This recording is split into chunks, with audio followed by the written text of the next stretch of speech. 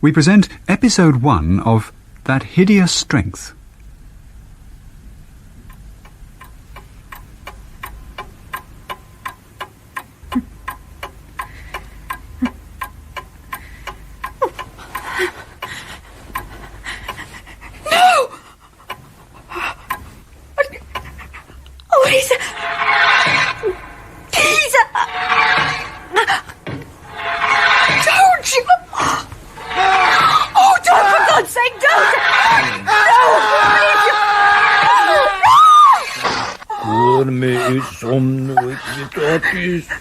Wake up, Jane, love. He's moving. Look out. He's alive. Jane! You were dreaming. Yes. All right now. Yes. Do you want to talk about it? No. Good girl. You'll soon be all right. Yes.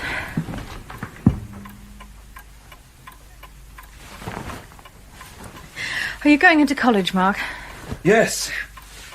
It's the big meeting today. I might be rather late. Jane? Yes, I heard you. Sorry. Perhaps you should try and get some more sleep. No. Look, I don't like to see you like this. Is there something I can do? No, it doesn't matter. Please, Mark. Go to the meeting.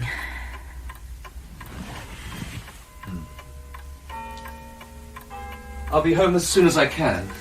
I promise.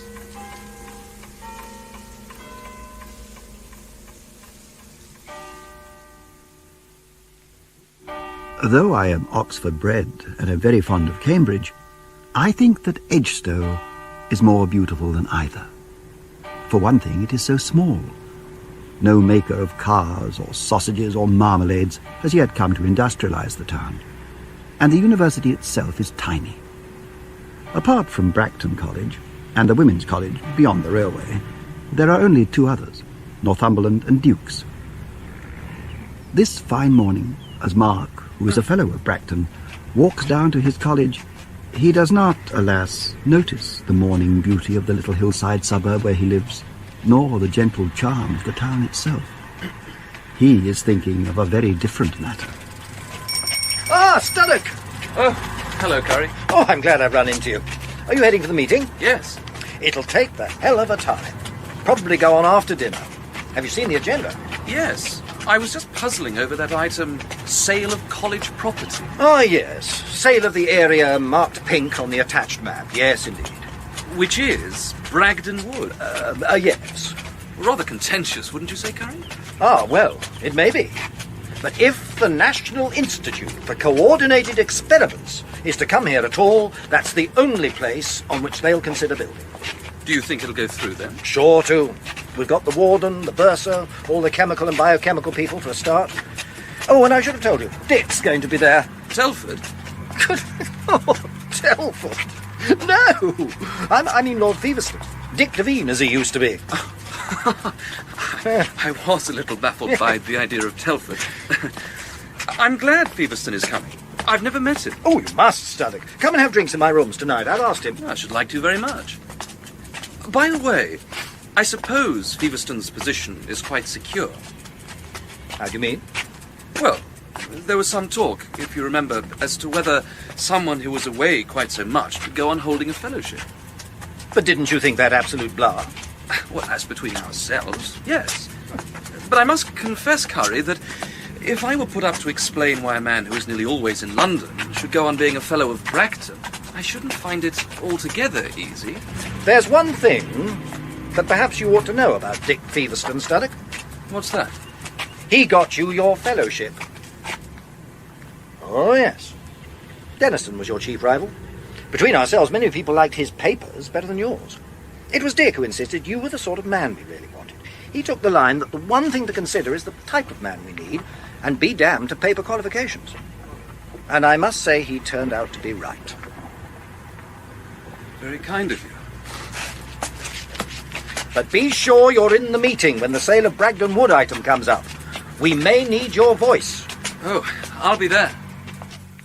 The only time I was a guest at Bragton, I persuaded my host to let me into the wood and leave me alone there for an hour. He apologised for locking me in. Very few people were allowed into Bragton Wood. I suppose the mere fact of its being walled in gave the wood its peculiar quality. For when a thing is enclosed, the mind does not willingly regard it as common. I was quite alone in there, and it felt like the loneliness of a very large room in a deserted house. I remember thinking, this is the sort of place which as a child one would have been rather afraid of, or else would have liked very much indeed.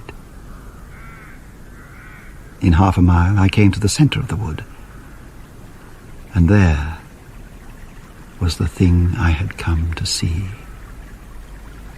It was a well with steps going down to it, and the remains of an ancient pavement about it. A well known for centuries as Merlin's Well. I lay down in the grass and touched it with my fingers, for this was the heart of Bragton Wood. Out of this all the legends had come. Legends that Merlin lay beneath, buried though not dead, awaiting resurrection. And inspired by this, a 14th century song. In Bragton bright this ender day, heard I Merlin there he lay, sing and a woe and well away. Bragton Wood is a place of shadows and mild sunshine, contemplation, mystery, cooing birds, running water, and quiet turf. And it is the place that Mark's peers, the progressive element among the fellows of Bragton College, are intending should be sold off and bulldozed to give place to a building that would make a quite noticeable addition to the skyline of New York. Oh, here she is. Hello, Jane. Hello. How nice of you to come, dear. Well, it was kind of you to invite me. I'm sure I'd have skipped lunch otherwise. How lovely your garden's looking, Dr. Dimble. You'd better take a good look at it then. What do you mean? Haven't you told her, dear? I haven't screwed myself up to it yet.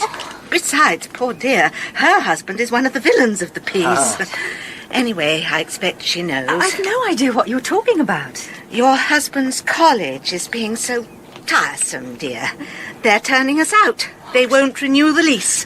Mrs. Dimble, I didn't even know this was Bragton College property. There you are. One half of the world doesn't know how the other half lives. Here have I been imagining that you were using all your influence over Mr. Studdock to try to save us, whereas in reality... Mark never talks to me about college business. Good husbands never do. At least only about the business of other people's colleges. That's why I know all about Bragton College and nothing about Northumberland. Anyone coming in to lunch? You go on in, dear. Jane, you're not entirely looking yourself. There's nothing wrong, is there? Wrong? Why? What should there be? Do you hate being kissed?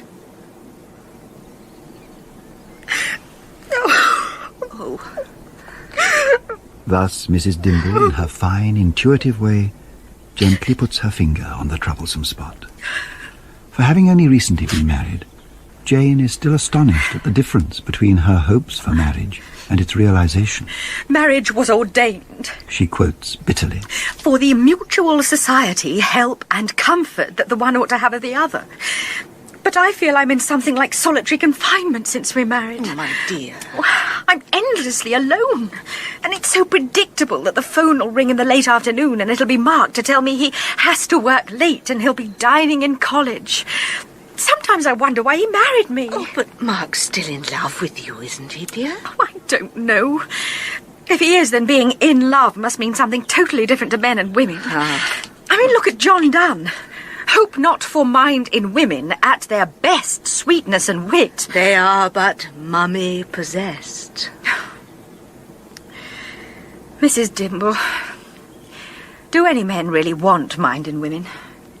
I don't think Mark does. Let's go and have lunch.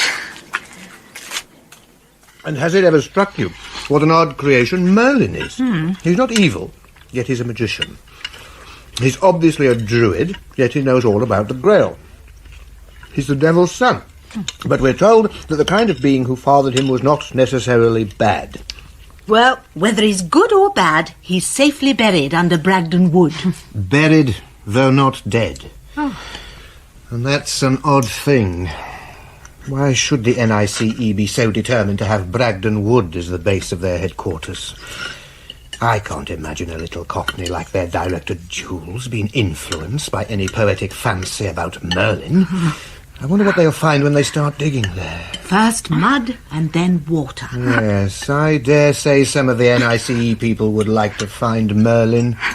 Though whether they'd be equipped to cope with him, I rather doubt. That child's going to faint. Jane, what's the matter? Oh, it's too ridiculous. It's just that I had a rather odd dream last night. Yes? And for some reason your conversation is reminding me. Jane, tell us about it. Yes, do. Well, there was a foreign-looking face, bearded and rather yellow, with a hooked nose.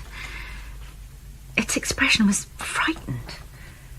The mouth sagged open and the eyes stared as if it had had a sudden shock. Horrible. You poor dear thing. Then I saw it was a man who was sitting hunched up in one corner of a little square room with whitewashed walls, waiting. Then the door opened and a rather good-looking man with a pointed grey beard came in. They spoke in French. I could only make out some of what they said. The visitor was telling the prisoner something which he intended him to regard as good news. As he did, the prisoner grew more and more distressed until he became utterly terrified. Go on. Well, all of that seemed real. Not like a dream at all. But then it did become much more like a nightmare. The visitor adjusted his pince-nez, smiled very coldly,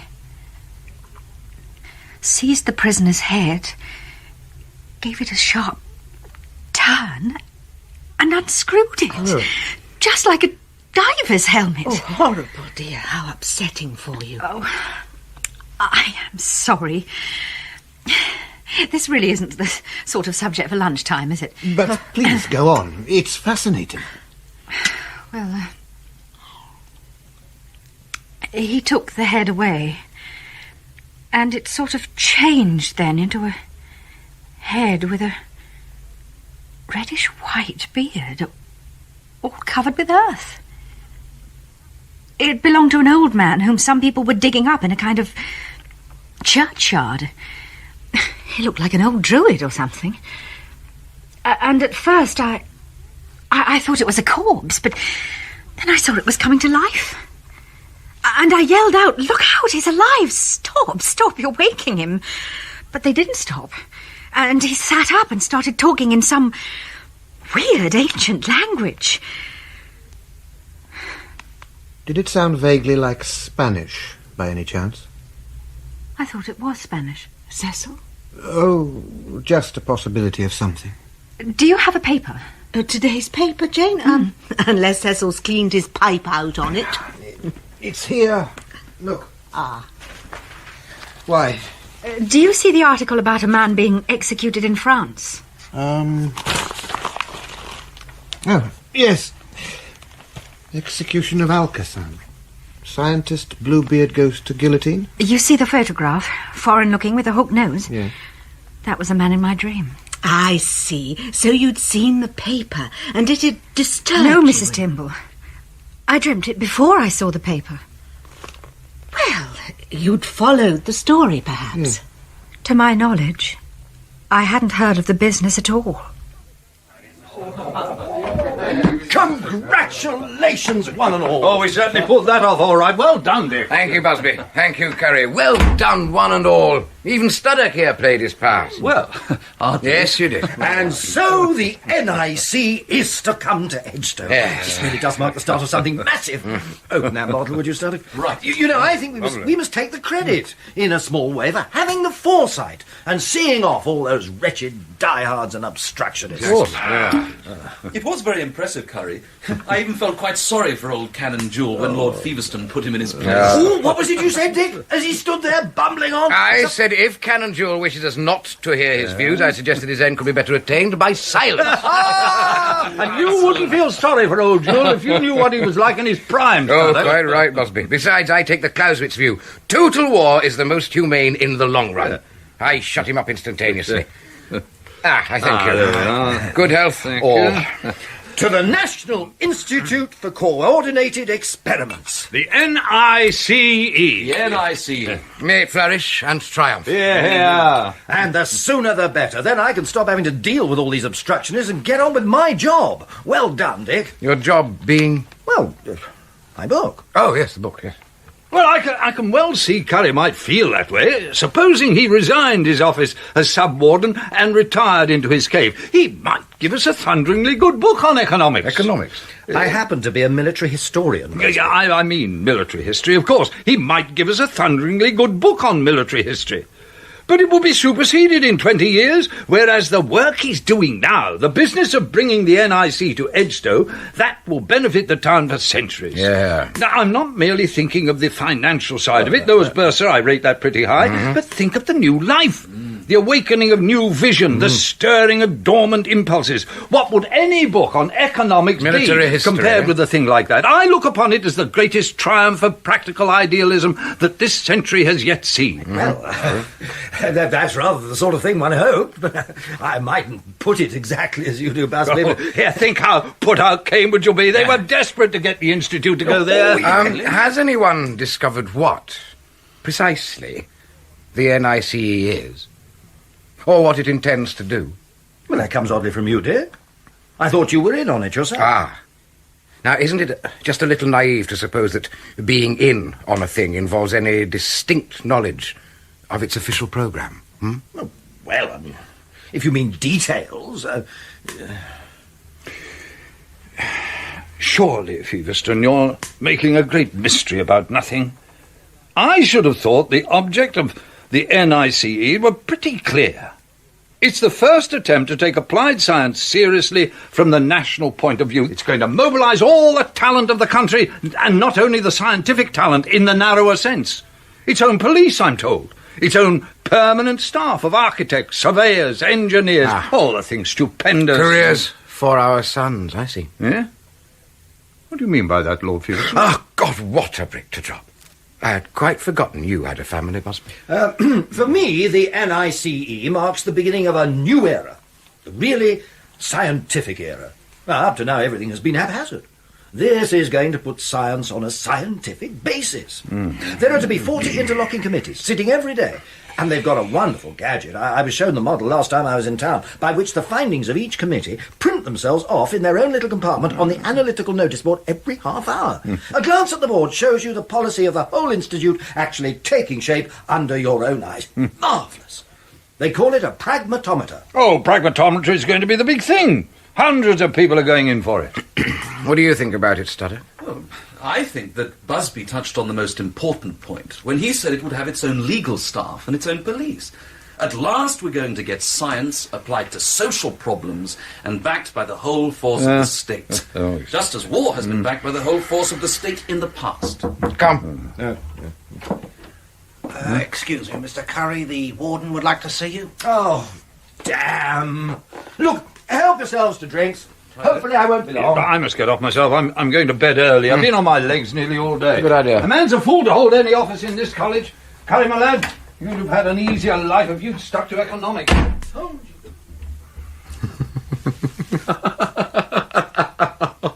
Oh, pragmatometers.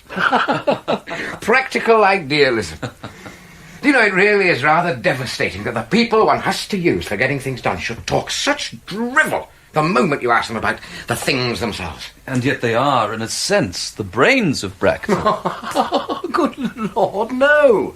Busby and Curry can be persuaded to take the right train, even to drive it, but they haven't got a ghost of a notion where it's going to, or why. They will sweat blood to bring the NICE to Edgestone. That's why they're indispensable. But what the point of the NICE is, what the point of anything is, ask them another.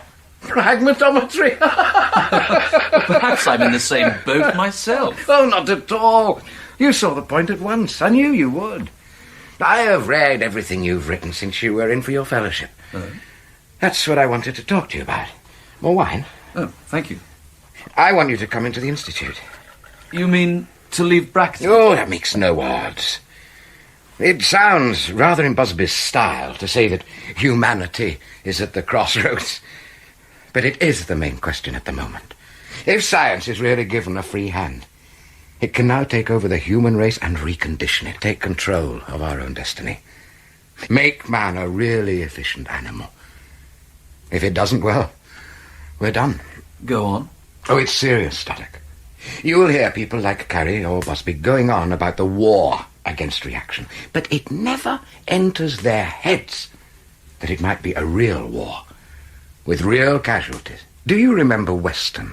He was killed in a blitz, wasn't he? He was murdered. Murdered? The murderer is a respectable Cambridge don, with weak eyes and a fair beard. He has dined in this college. Why was Weston murdered? For being on our side. Their side will stop at nothing. They are going to fight every inch of the way. They can't win. Well, we'll hope not. But look, come out to Belbury tomorrow. Belbury? Where we've got our headquarters at the moment. Ah. Meet John Wither, our deputy director. He told me to bring you for the weekend, if you were interested. You'll meet all the important people there. It'll give you a chance to make up your mind. I could call and pick you up. Thanks very much.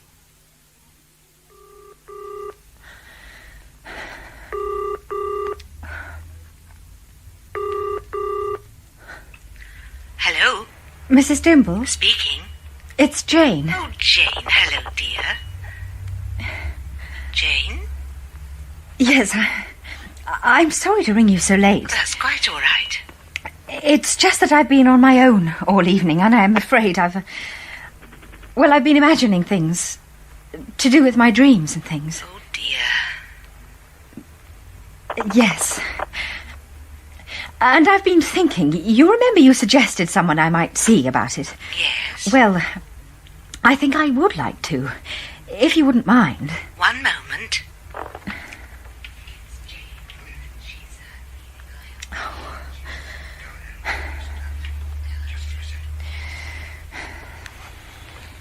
Jane? Yes? Her name is Miss Ironwood, and she lives out at St. Anne's on the Hill. Well, should I make an appointment? No, they'll be... You needn't make an appointment. Good night now. Good night. What did she mean, they'll be expecting you? Oh, Mark! Jane, I'm sorry I'm so late. Really, I am. Oh, Mark, I've been so frightened. What? Oh, not another of these dreams, is it? I kept seeing a sort of image of this very tall woman dressed in black, very strong-looking. I don't know who she was. It's all right. It'll be all right.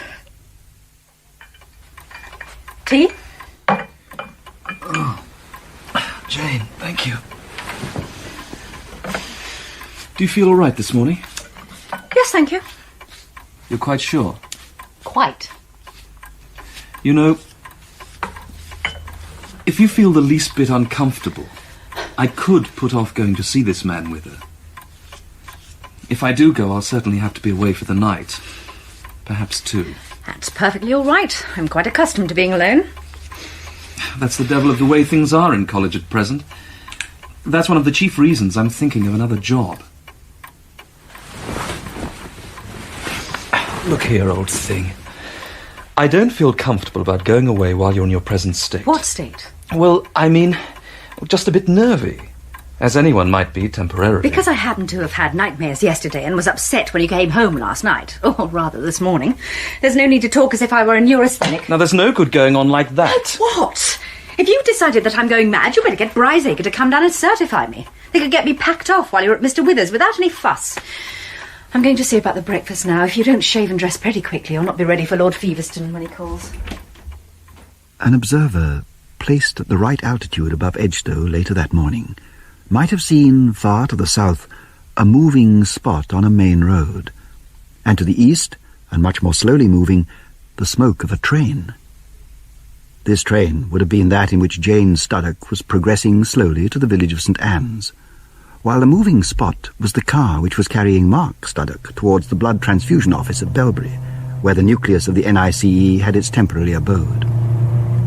The very size and style of the car makes a favourable impression on Mark the moment he sees it. And what fine male energy, Mark feels sick of women at the moment, reveals itself in the very gestures with which Feverstone settles himself at the wheel and puts his elbow on the horn and clasps his pipe firmly between his teeth. Ever noticed, Studdock, how as soon as one drives at a reasonable speed, one seems to collect every half-witted octogenarian in Edgestowe in front of one? Out of the way, you imbecile! That was totally his fault. Of course. You drive much yourself? Used to. Dog was damn lucky. I am very glad you're coming, by the way. So am I. It's of immense importance just now to be on the right side. If you try to be neutral, you simply become a pawn. Oh, I haven't any doubt which is my side. Good. Hang it all. The preservation of the human race, it's a pretty rock-bottom obligation. Ah, well, you must remember that the other side would claim to be preserving humanity too. The practical point is that you and I don't like being pawns. And we do rather like fighting, especially on the winning side, eh? Then what is the first practical step? That's the real question, and of course there are various. There is the problem of our rivals on this planet. I don't mean only insects and bacteria. There's far too much life of every kind about, animal and vegetable. We haven't really cleared the place yet. Got it! Oh, yes! And we still haven't short-circuited the question of the balance of nature. All that is to be gone into. And then, of course, there's man himself. Go on, this interests me very much. Man has got to take charge of man, which means that some men have to take charge of the rest. You and I want to be the people who do the taking charge, not the ones who are taken charge of. What sort of thing did you have in mind? Well, we'll take this village.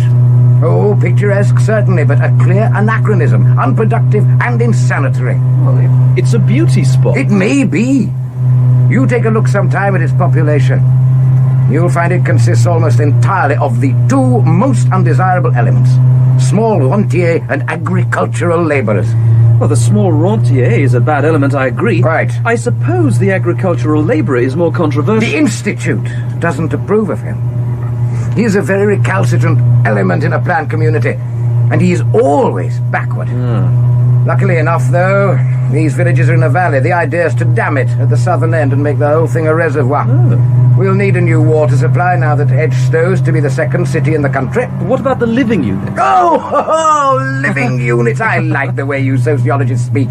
The living units will be relocated in a new model village, 4 miles away, on the railway line. Good. I'm in favour. An efficient placement of the human resource. The real thing at last. A whole new population housed where we can keep a clear eye on it, in properly ventilated dwellings. And it's people like you who have got to start the ball rolling. Don't think it's false modesty, but I haven't yet seen how I can contribute. But we have. You're what we need. A trained sociologist with a radically realistic outlook. Also, you can write. You don't mean you want me to write up all this? No. We want you to write it down, to camouflage it. Once it gets going, we shan't have to worry. But in the meantime, it does make a difference how things are put. For instance, if it were even whispered that the NICE wanted powers to experiment on criminals, you'd have all the old women of both sexes, mind, up in arms and yapping about humanity. Call it re-education of the maladjusted, and you have them all slobbering with delight that the brutal era of retributive punishment has at last come to an end. Yes. Odd thing it is. The word experiment is unpopular, but not the word experimental. You mustn't experiment on children, but offer the dear little kiddies free education in an experimental school attached to the NICE. It's all correct. Look out! Don't worry, Studdock. You need never take a crossroad lying that seriously. But it's impossible to say at this stage, you know, how your job might develop. Jane's little train jerks and rattles along, past Bragdon Wood and Bragdon Camp, along the edge of Brawl Park, and on to Duke's Eaton, Woolham, Cure Hardy, and Fourstones. The autumn sunlight grows warm on the window. Passengers get in and out at every stop. Apple-faced men and women with imitation fruit on their hats, and schoolboys. And so to St. Anne's, where the train settles back when it stops with a little jerk and something like a sigh. St. Anne's! St. Anne's!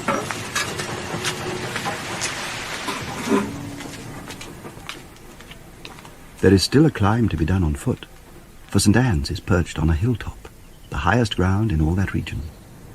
She passes a church, turns left at the Saxon Cross, the timbered midland plain spreading as far as she can see and blue in the distance. Presently she comes to a high wall that seems to run for a great way. There is a door in it, and beside the door, an old iron bell pull.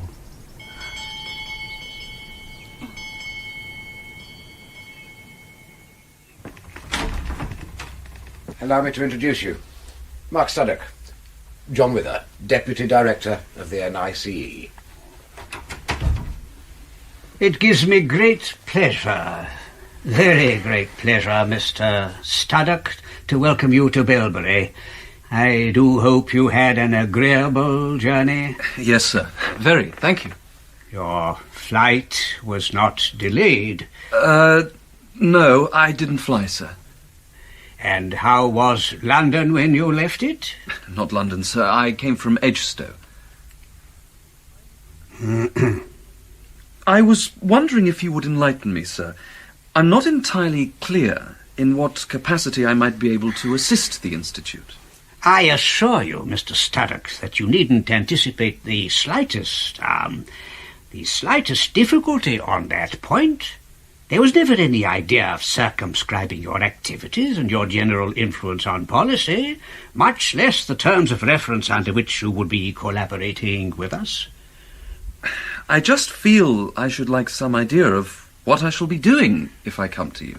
Well, now, when you speak of coming to us, Lord Feverstone, I feel sure you will fully agree with me that nothing was further from the mind of the committee than to dictate in any way, or even to advise, where where your friend should live. Quite. Really, sir, I wasn't thinking about that at all. It is the exact nature of the work that I wanted to get clear. My dear young man, you need not have the slightest uneasiness in that direction. You are among friends here, Mr. Studdock.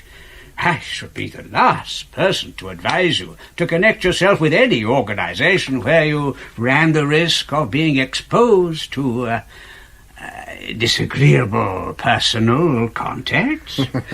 You are very kind. The only thing I should like to get clear is the scope of the appointment. Well, I am very glad that you have raised that issue in a quite informal way. We do not really think among ourselves of strictly demarcated functions. Everyone in the Institute feels that his own work is not so much a departmental contribution to an end already defined as a moment or grade in the progressive self-definition of an organic whole.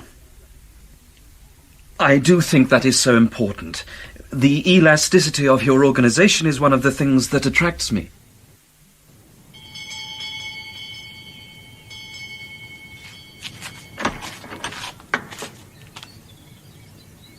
Yes? Does a Miss Ironwood live here? Yes. I want to see her, please. Have you an appointment? Well, not exactly. I was directed here by Dr. Dimble, who knows Miss Ironwood. Oh, if you're from Dr. Dimble, that's another matter. Come in.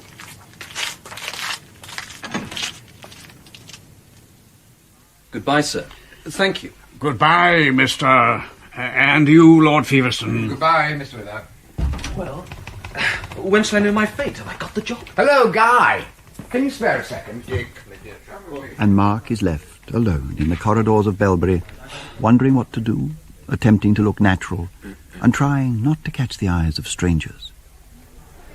At length he finds the dining room and goes in to lunch, sits at the long table among the strangers.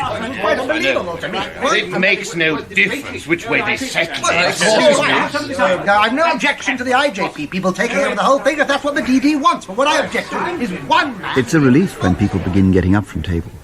He follows the general move to a room where coffee is being served, and there, to his delight, he spots one of his Bracton colleagues, William Hingest. Ah, this is an unexpected pleasure, Hingest. Oh, it's you, Studdock. Didn't know they'd secured your services here. I was sorry not to see you at the college meeting yesterday. What's that? What were they talking about? About the sale of Bragton Wood. All nonsense. I hope you will agree with the decision we came to. It made no difference what decision you came to. Oh? The NIC would have had the wood in any case. They had powers to compel a sale. What an extraordinary thing. I was given to understand they were going to Cambridge if we didn't sell. There's nothing extraordinary in the fellows of Bragton talking all afternoon about an unreal issue. And there's nothing extraordinary in the fact that the NICE should wish to hand over to Bragton the odium of turning the heart of England into a cross between an abortive American hotel and a glorified gasworks. The only real puzzle is why the NICE should want that bit of land. I suppose we shall find out as things go on. Well, you may. I shan't. I've had enough of it. I'm leaving tonight. I don't know what you were doing at Bragton, but if it was any good, I'd advise you to go back and stick to it. Really? Why do you say that? Doesn't matter for an old fellow like me, but they could play the devil with you. What's your subject? Sociology. Oh.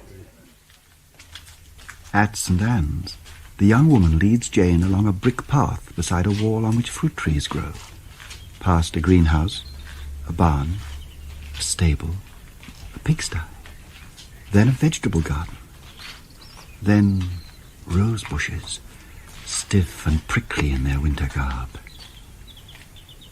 Odd thoughts of gardens spring to Jane's mind. The garden in Peter Rabbit. In the romance of the rose. The garden in Alice. They emerge from plantations of rhododendron and laurel and find themselves at a small door by a water butt in the long wall of a large house.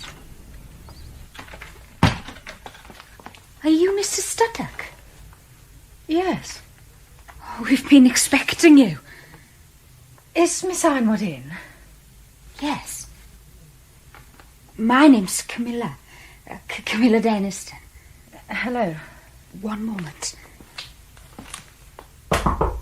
Yes. She's come. And Jane goes in to stand before Miss Ironwood, who sits, A big woman. unsmiling, Dressed all in black. with her hands folded on her knees, just as Jane had seen her in her dream last night. Sit down, young lady. Does your husband know you have come here? No. Your age, if you please. 23. Right. What have you to tell me? I've been having bad dreams and feeling depressed lately. What were the dreams?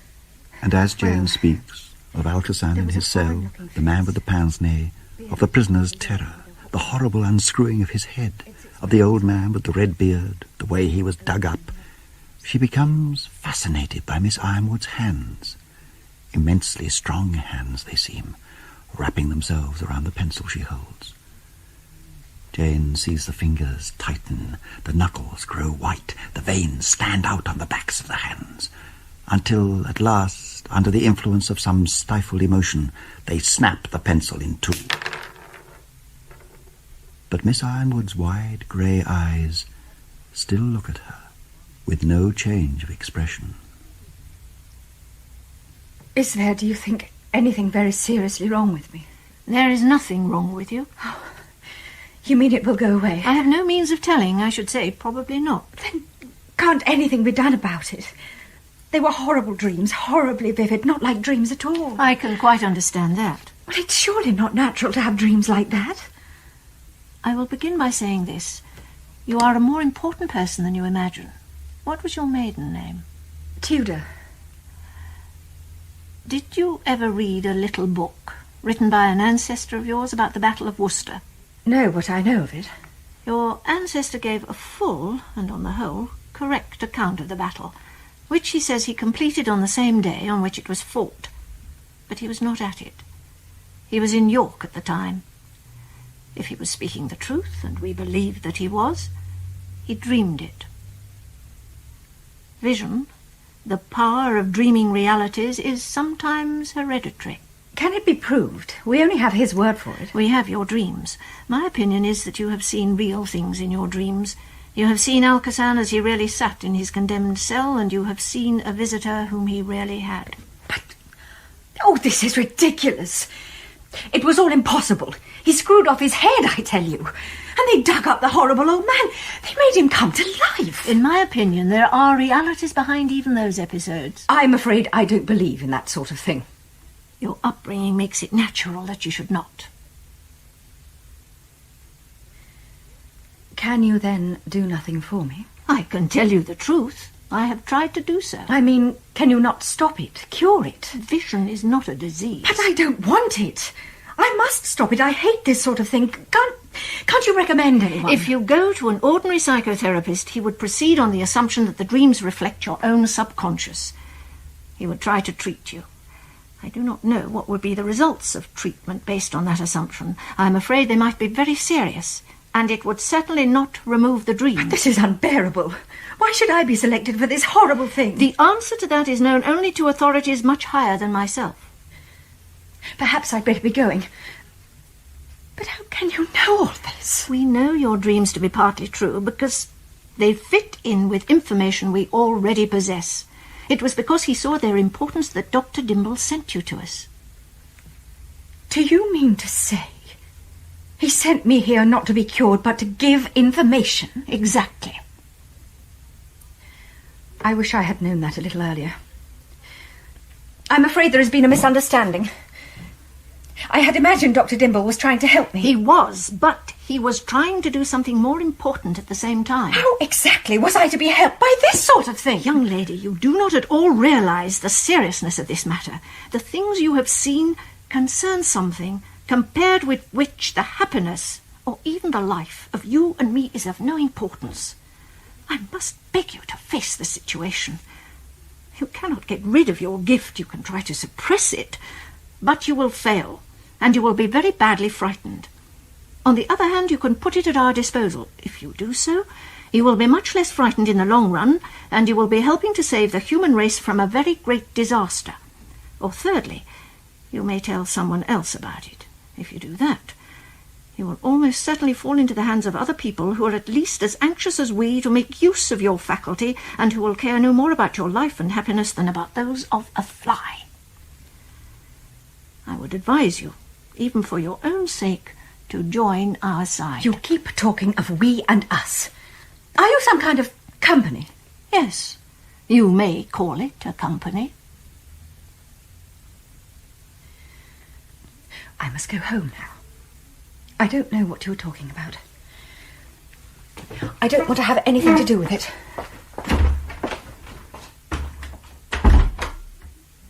At the same moment that Jane is stalking angrily from Miss Ironwood's office, Mark, still hovering uncertainly in an anteroom at Belbury, is approached by a huge hill of a man, fat to the degree that is comic on the stage, yet decidedly unfunny in real life. Mr. Studdock? Yes? My name is Filostrato. I am very glad you have come to join us. To tell you the truth, I'm not entirely sure that I have. I was brought here by Lord Feverstone, but I don't know why. I have a strong objection to being put in a false position. Listen, my friend. The NICE is serious. The future of the human race depends on our work, our real work. You comprehend? As long as I'm given something to do that is worth doing. Oh, the work is more important than you understand. You will see. Feverstone and such as him, of no consequence. As long as you have the goodwill of the deputy director, you snap your fingers at it. There is one other. Do not have the fairy for your enemy. The fairy? Yes. Her they call the fairy. Oh, my God. A terrible Inglesaccia. She is the head of our police. Of course she come. I will present you. Miss Hardcastle, permit that I present to you Mr. Studdock. Hello, Sonny. And a big woman in a black short-skirted uniform grasps Mark's hand in the grip of a stoker. Sit down. We must have a chat. A smudge of lipstick, laid on with violent inattention to the shape of her mouth, is her only concession to fashion, and she rolls and chews a long black cheroot between her teeth. She sits in a chair close to Mark, flings her leg over one of the arms, and fixes him with a gaze of cold intimacy. I'm glad I've met you, Sonny. And by way of getting to know Mark, she regales him with a series of smoking-room stories, of police reminiscences. Among other things, states her belief that 30% of our murder trials end with a hanging of an innocent man. Good Lord. I haven't always been a policewoman, Studdock. I've been imprisoned myself. I know from both sides what a police force can and cannot do. And believe me, Sonny, there are very few things it can't, especially now. Really? We're taking responsibility for most aspects of the Institute's day-to-day administration. Everything from vaccination to unnatural vice comes under us. As for crime, we've already popularized in the press the idea that the NICE should be allowed to experiment, to discover how far humane remedial treatment could be substituted for the old notion of retributive or vindictive punishment. Well, that's very sensible. You've got to get the ordinary man into the state in which he says sadism automatically when he hears the word punishment. I don't quite follow. You will. What has hampered every police force to date is this idea of deserved punishment. If you have punishment to fit the crime, you can do so much to the criminal and no more. But remedial treatment has no limit. It goes on till it's effected a cure, and we decide when that is. And if cure's desirable and humane, how much more prevention?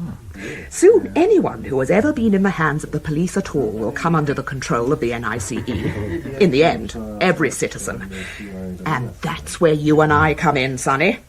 There's no distinction in the long run between police work and sociology. You and I have got to work hand in hand. But you know, I'm not entirely sure I've been given a job here yet. Oh, you're in all right, Sonny. And don't be too particular about what you've got to do. Wither doesn't like people who try to pin him down. There's no good saying you've come here to do this and you won't do that. Game's too fast for that sort of thing. Now listen, mate, I'll make it easy for you, all right? You can stay in the house till 8 o'clock tomorrow morning. Look, really? This is just too dreadful. Must be some mistake. No. The only mistake is you're still here. But don't you realise this is our house? No, it's not, lady. This house belonged to Bracton College. They've made it over to the NICE, and the NICE needs the site. Oh, Cecil, no! That's the beech tree. Look, I can't believe the college burst was given permission for this without informing us. It's nothing to do with me. I'm acting on instructions, and my instructions are to get on and get the whole site flattened. But like I say, I'm not going to rush you. Get out by 8 and I'll turn a blind eye if you're here overnight. Fair enough?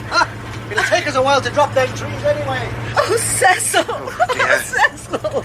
Well, my dear, this is something it's impossible to fight. Look, Jane Studdock will put you up for the night, I'm sure. I'll stay in my rooms in college. Cecil, they're utterly conscienceless. Oh, yes. Oh, have they finally roped you into it? I rather believe they have, Hingest, yes. Because if you thought the better of it, I'm about to motor back to Bracton. I could offer you a lift. You haven't told me why you were leaving us yourself. Oh, well, it all depends on what a man likes. If you enjoyed the society of that Italian eunuch, and the mad parson, and that Hardcastle girl... I suppose it's hardly to be judged on purely social grounds. I came here because I thought it had something to do with science. Now that I find it's a political conspiracy, I shall go home. I can quite understand that it doesn't fit in with your work as it does with sciences like sociology. There are no sciences like sociology. And if I found chemistry beginning to fit in with the secret police run by a middle-aged virago who doesn't wear corsets, and a scheme for taking away his farm and his shop and his children from every Englishman, I'd let chemistry go to the devil and take up gardening again. Bill? Is it true you're going off by car shortly? Yes, Miss Hardcastle, it is. I was wondering if you could give me a lift. I should be happy to do so, if we are going in the same direction. Where are you going? I'm going to Edgestow. Will you be passing Brenstock? No, I leave the bypass at the crossroads, just beyond Lord Hollywood's front gate, and go down what they used to call Potter's Lane. Oh, damn, no good to me. May as well wait till the morning. Right, I'm away. I'll walk with you to your car. Take my advice, Studdock, or at least think it over. I don't believe in sociology myself, but you've got quite a decent career ahead of you if you stay at Bracton. You'll do no good by getting mixed up with the NICE. And by God, you'll do nobody else any good either. Frost in the air. Feel it? I suppose there are two views about anything. There are a dozen views about everything until you know the answer. Then there's never more than one. That's no affair of mine. Good night. Good night, Hingest. And as Mark watches Hingest go, he's slightly startled to find at his elbow a thin man dressed in threadbare black with a frayed clerical collar. Mr. Studdock? Yes? I am the Reverend Straik. And by those few unremarkable words, Mark knows that here is the mad parson Hingest spoke of. I do believe I've had... Despite the frost, Straik leads Mark by the arm out into the garden. Let me shut the window. Oh, it's almost as if we'd lost the war. Oh. The whole town is in uproar. There's demolition and destruction everywhere you look. It's utterly frightening.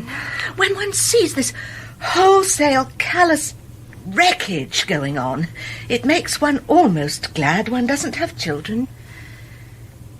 Have you never wanted children, Jane dear? Oh, well, I don't say I'll never have them, but at the moment I feel I've already given up enough of myself just getting married. I've got my own life to live.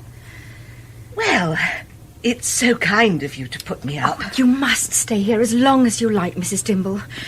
Mark will just have to sleep in college. I feel at the moment that no fellow of Bracton ought to be allowed to sleep anywhere. Until this night, for about 300 years, the common room at Bracton has been one of the quiet places of England. As the fellows sit over their wine and dessert, candlelight reflects in the dark Jacobean panelling, the silver of many different periods. But on this night, there come such noises as have never been heard here before. I must say, Dick, it's a little bit of a surprise just how wholesale this construction work out there is. Well, you're not going to get rid of a wood without a little bit of disruption, can they? Oh, they seem to be right outside the window. Yes, they do, don't they? I say, someone, what the devil are your friends outside doing? Can't they work without shouting? I'm afraid we have to put up with a certain amount of inconvenience. Right. This isn't inconvenience, this is torture. It's getting worse every minute. Oh, what was that? They're murdering somebody. I'm going to see what's happening. Someone ring up the police. I shouldn't go out there if I were you. It sounds as if the police or something's there already.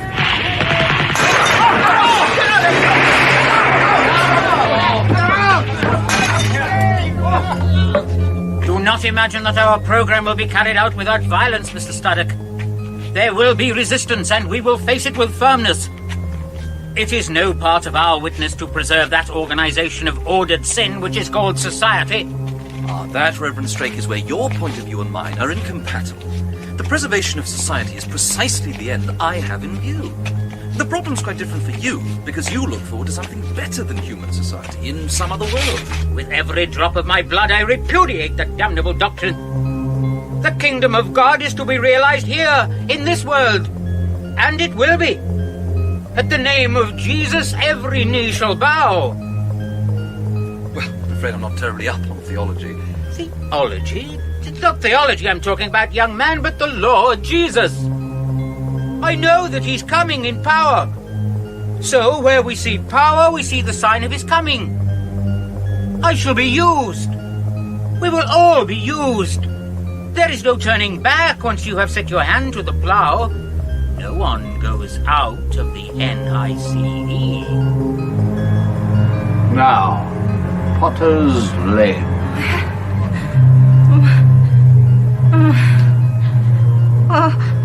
Jane?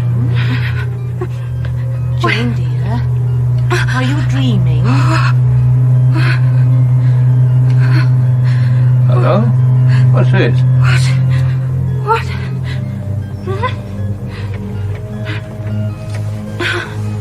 Who is it? I saw your lantern. What's going on? Police, sir. Oh, yeah? What's up? Would you mind just getting out of the car, sir, a moment? What for? We need to check your identity, sir. Mine? Why? If you wouldn't mind, sir, it won't take a moment. There seems a lot of fuss. All right, that's better. Right, now get him!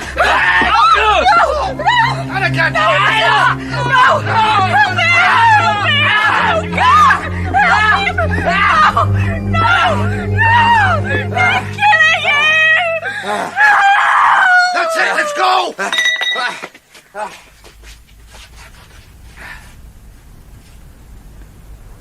In episode 1 of That Hideous Strength by C.S. Lewis, Jane was played by Kathryn Hurlbutt, Mark by Andrew Wincott, Feverstone by Steve Hodson, and C.S. Lewis by Garard Green. Curry was Philip Anthony, Busby, Edwin Richfield, Dr. Dimble, Graham Colclough, Mrs. Dimble, Tina Gray, Miss Ironwood, Daphne Rogers, and Camilla, Sian Lloyd Owen. Wither was played by Geoffrey Banks, Hingest and Filostrato by Roger Hume, Miss Hardcastle by Judy Bridgland, The Workman by Terry Molloy, and Straik by Robin Kyle. The music was composed and played by Vic Gammon. That Hideous Strength was dramatised by Stephen Mallatratt and directed at Pebble Mill by Nigel Bryant. And now we present episode 2 of our classic serial, dramatised in 4 parts from the novel by C.S. Lewis. That Hideous Strength.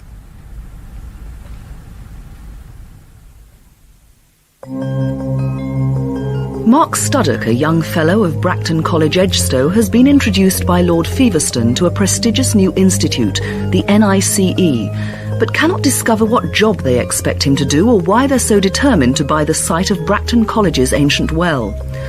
Meanwhile, Mark's wife Jane has been to consult the strange Miss Ironwood at the manor at St Anne's, for she's been troubled by dreams, firstly of an old man waking in a tomb, and then of a Frenchman in a condemned cell.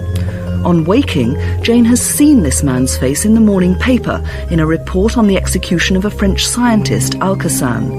And now, in a new dream, Jane sees Mark's colleague, William Hingest, being stopped in his car as he drives home from the NICE. We need to check your identity, sir. Mine? Why? And then... Right, now get him!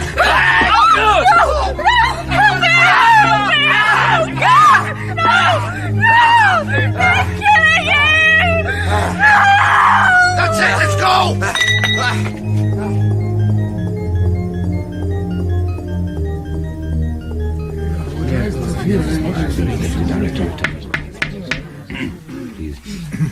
I believe most of us here at the NICE have already heard the very distressing piece of news which it is nevertheless my duty to communicate to you all. I refer to the death of Mr. William Hingest. The dreadful incident seems to have occurred in the early hours when he was found near his car on Potter's Lane this morning with his head unfortunately beaten in. He had been dead several hours. I imagine it will be a melancholy pleasure to you all to know that the police of the National Institute for Coordinated Experiments were on the scene of the crime before 5. Well done. I would like to congratulate Miss Hardcastle over this fact and on the smooth interaction between her forces and those of the state. We had all very much regretted Mr. Hingest's decision to withdraw from the NICE. Absolutely. I suggest we all stand in silence for 1 minute as a token of respect for the memory of Mr. William Hingest. And stand they do, for a world without end minute, in which odd creakings and breathings become audible, and behind the mask of each glazed and tight-lipped face, shy, irreverent thoughts of this and that come creeping out, as birds and mice creep out again in the clearing of a wood when the picnickers have gone. And everyone silently assures himself that he, at least, is not being morbid and not thinking about death.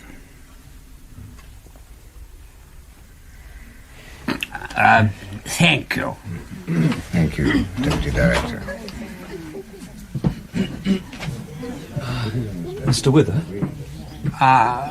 Mr. It's about my position here, Mr. Wither. Yes, Mr. Studdock. Mr. Studdock, yes. I am delighted to see you. All the more so because I am not quite at liberty at present. I was just wondering about my job here. Do I have one, in fact? The usual way of seeing me, Mr. Studdock, is to apply to my secretary and make an appointment. Perhaps I should come back later. Well, perhaps. In the circumstances. Thank you, sir. I'll see your secretary. Hello, Studdock. Hello, Miss Hardcastle. Hanging around the DD's office? I've decided that I must either get my position fixed once and for all, or else leave the Institute and go back to Bracton College. Look, Sonny, drop all that. It isn't going to do you any good. Come and have a talk. And the steady pressure of Fairy Hardcastle's grip compels Mark to go with her along the passage. She brings him to her offices, filled with what Mark has already learnt to call wapes, the girls of the Women's Auxiliary Institutional Police. Little fluffy things, small and slight and full of giggles. Morning, girls. Cocktails, Dolly. Yes, Miss Hardcastle. Don't go bothering the DD, Studdock. You've got him on your side at present, but you won't have if you keep going to him with complaints. That might be good advice if I was committed to staying here, but I'm not. From what I've seen, I don't like the place. I've nearly made up my mind to go home. You're not superstitious, are you? I am. I don't think it's lucky to leave the NICE. But damn it all, look at it from my point of view. You haven't yet realised what you're in on. You've a chance of something far bigger than a seat in the cabinet. And there are only two alternatives. To be in the NICE or out of it. And I know better than you which is going to be more fun. But anything is better than being nominally in and having nothing to do. Give me a real place in the sociological department and I'll be... good girl, Dolly. Oh, thanks very much. That's my girl. Off you go now. The sociological department's going to be scrapped. The kind of sociology we're interested in will be done by my people, the police. Then where do I come in? I'll put you onto a bit of real work straight away. What's that? Alcazam. Huh? You know who I'm talking about, don't you? You mean the radiologist? The man who was guillotined? He's to be rehabilitated. Gradually. I've got the facts in this dossier. You begin with a quiet little article, not questioning his guilt, but hinting that, of course, he was a member of their Quisling government, and there was prejudice against him. Then, in a day or two, a different article. Popular account of the value of his work. Then a letter, indignant, to the paper that printed the first article. And going much further, the execution was a miscarriage of justice. By that time... What on earth is the point of all this? I'm telling you, Studdock. Alcazan is to be rehabilitated. Made into a martyr. An irreparable loss to the human race. But what for? Oh, there you go again. You grumble about being given nothing to do, and as soon as I suggest a bit of real work, you expect to have the whole campaign told to you. But I'm not a journalist. But you can write. It's one of the things you're wanted for. But I'm here under a misunderstanding. I've no notion of spending my life writing newspaper articles. And if I had, I'd want to know a good deal more about the NICE politics before I did. It's strictly non-political. Well, how is one to start a newspaper stunt without being political? Is it left-wing or right-wing papers that are going to print all this Alcazan rot? Both, honey, both. Opposition to the NICE is represented as a leftist racket in the right-wing papers, and a right-wing racket in the left-wing papers. If it's properly done, you get each side outbidding the other in support of us, to refute the enemy slanders. Well, this is all very interesting, but it has nothing to do with me. I don't want to become a journalist at all, and if I did, I should like to become an honest journalist. Very well. All you'll do is help to ruin this country, and perhaps the whole human race. Besides dishing your own career. Oh, I don't mean that I don't see your point. I was only wondering... There's one thing I've got to say. If you do leave, and if it should ever enter your head to repeat any of this conversation in the outer world, take my advice and don't. It wouldn't be at all healthy for your future career. Mark's appointment with the deputy director is made for the following morning. The rest of this day he passes miserably.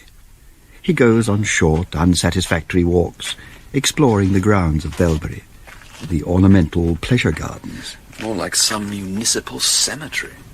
And at the back of the house he's surprised by a stable-like smell, and a medley of growls, grunts and whimpers. All the signs, in fact, of... a veritable zoo. At first, he does not understand. Then he recalls that an immense... program of vivisection, freed at last from red tape and niggling economy, is one of the plans of the NIC.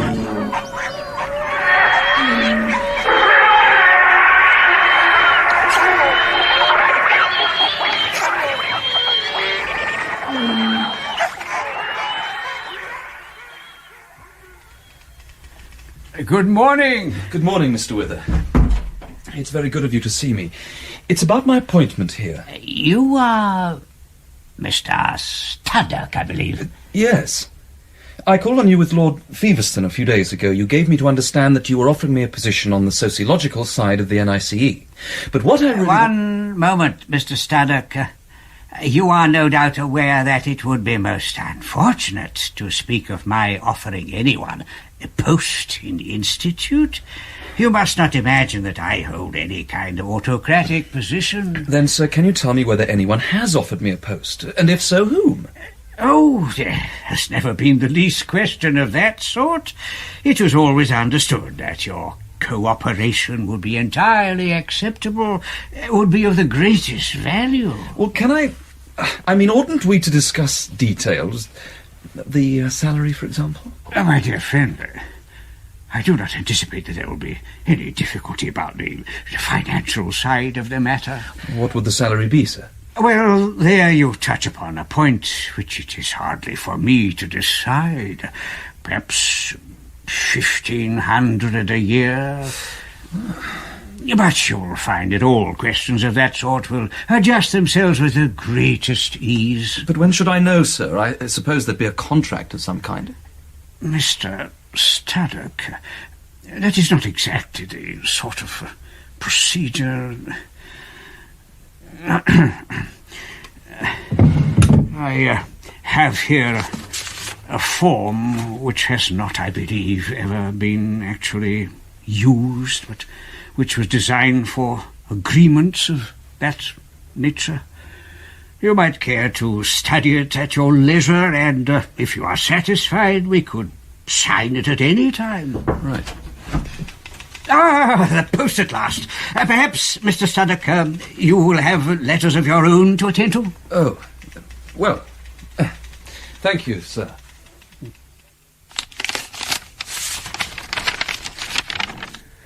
Bracton College, Edgestowe, October 20th. My dear Mark, we were all sorry to hear from Feverstone that you are resigning your fellowship. But feel quite certain that you've made the right decision as far as your own career is concerned. Once the NICE is settled in here, I shall expect to see almost as much of you as before. On reading Curry's words, a stab of fear runs through Mark. He tries to reassure himself. An explanation of the misunderstanding, which he must write and post immediately, will be bound to put things right. He sits down at a table and takes out his pen. Then another thought strikes him. A letter to Curry, saying plainly that he means to stay at Bracton, will be shown to Feverstone. Feverstone will tell whither. Such a letter could be regarded as a refusal of any post with the NICE.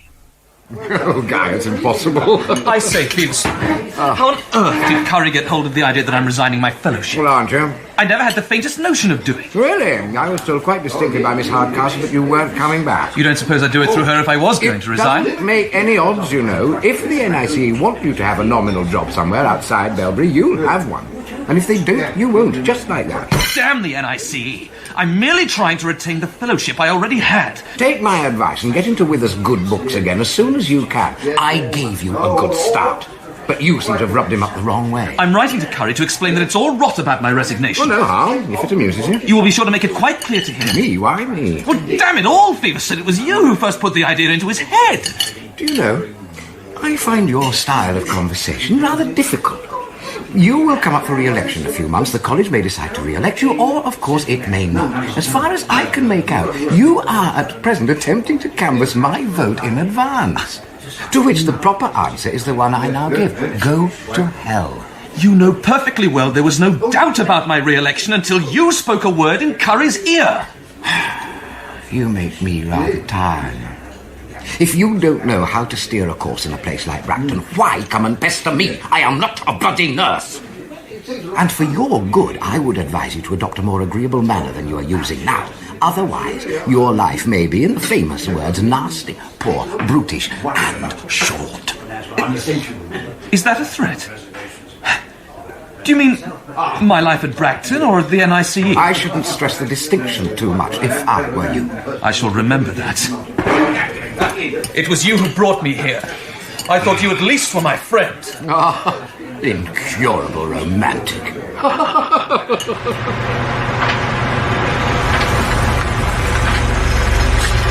Hello there, Mrs. Studdock. Oh, do I... Oh, sorry, you're the lady who introduced me to, Miss Ironwood, aren't you? Camilla. Camilla. Yes, I'm sorry. This is my husband, Denniston James Studdock. Hello. This is a stroke of luck. We were just coming to find you. Were you? Can we give you a lift? Oh, well, thank you. Yes, that would be kind. Anything to get out of this terrible racket. Off it. Oh, thank you. Honestly, I can hardly find my way around. Whole streets have been demolished. And it's even more difficult in this fog. Oh, yes, isn't it horrible? Don't you like fog? Does anyone? Yes, as a matter of fact, we do. I think that's the real reason Camilla and I got married. We both like weather. Not this or that kind of weather, but just weather. It's a useful taste if one lives in England.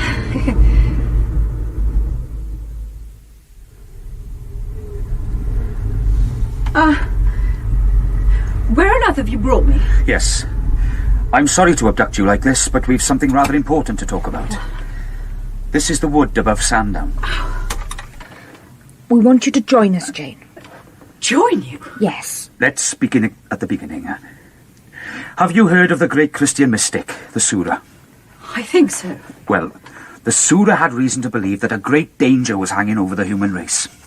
And just before the end, he became convinced that it would actually come to a head in this island. Is he dead? He disappeared. But before he did, he more or less handed over the problem to our chief at St. Anne's. He was to collect a company around him to watch for this danger and strike when it came. Well, that's not quite right, either. He was told that a company would collect round him and that he was to be its head. Quite. And the Surah said that when the time came, we should find what he called a seer, a person with second sight. Well, not that we'd get to seer, that a seer would turn up. Either we or the other side would get it. And it looks, Jane, as if you were the seer. Oh, please, I don't want to be anything so exciting. No, it's rough luck on you. I gather from Grace Ironwood that you weren't quite convinced you were a seer. Is that still how you feel? Oh, look, it's all so strange and... I've had another dream since then. And it turns out to have been true. I saw the murder. Mr. Hingest's murder. Oh, Mrs. Studdock, you must join us. You will be our secret service, our eyes. Oh. It's all been arranged long before we were born. Do join us. Come. Mrs. Studdock must come in freely. You forget she knows practically nothing about us. And that's the real difficulty. We can't tell you much until you've joined. What exactly are you asking me to do? To come and see our chief, first of all. And then, well, to join. Oh, It would involve making certain promises to him. You see, he really is our chief.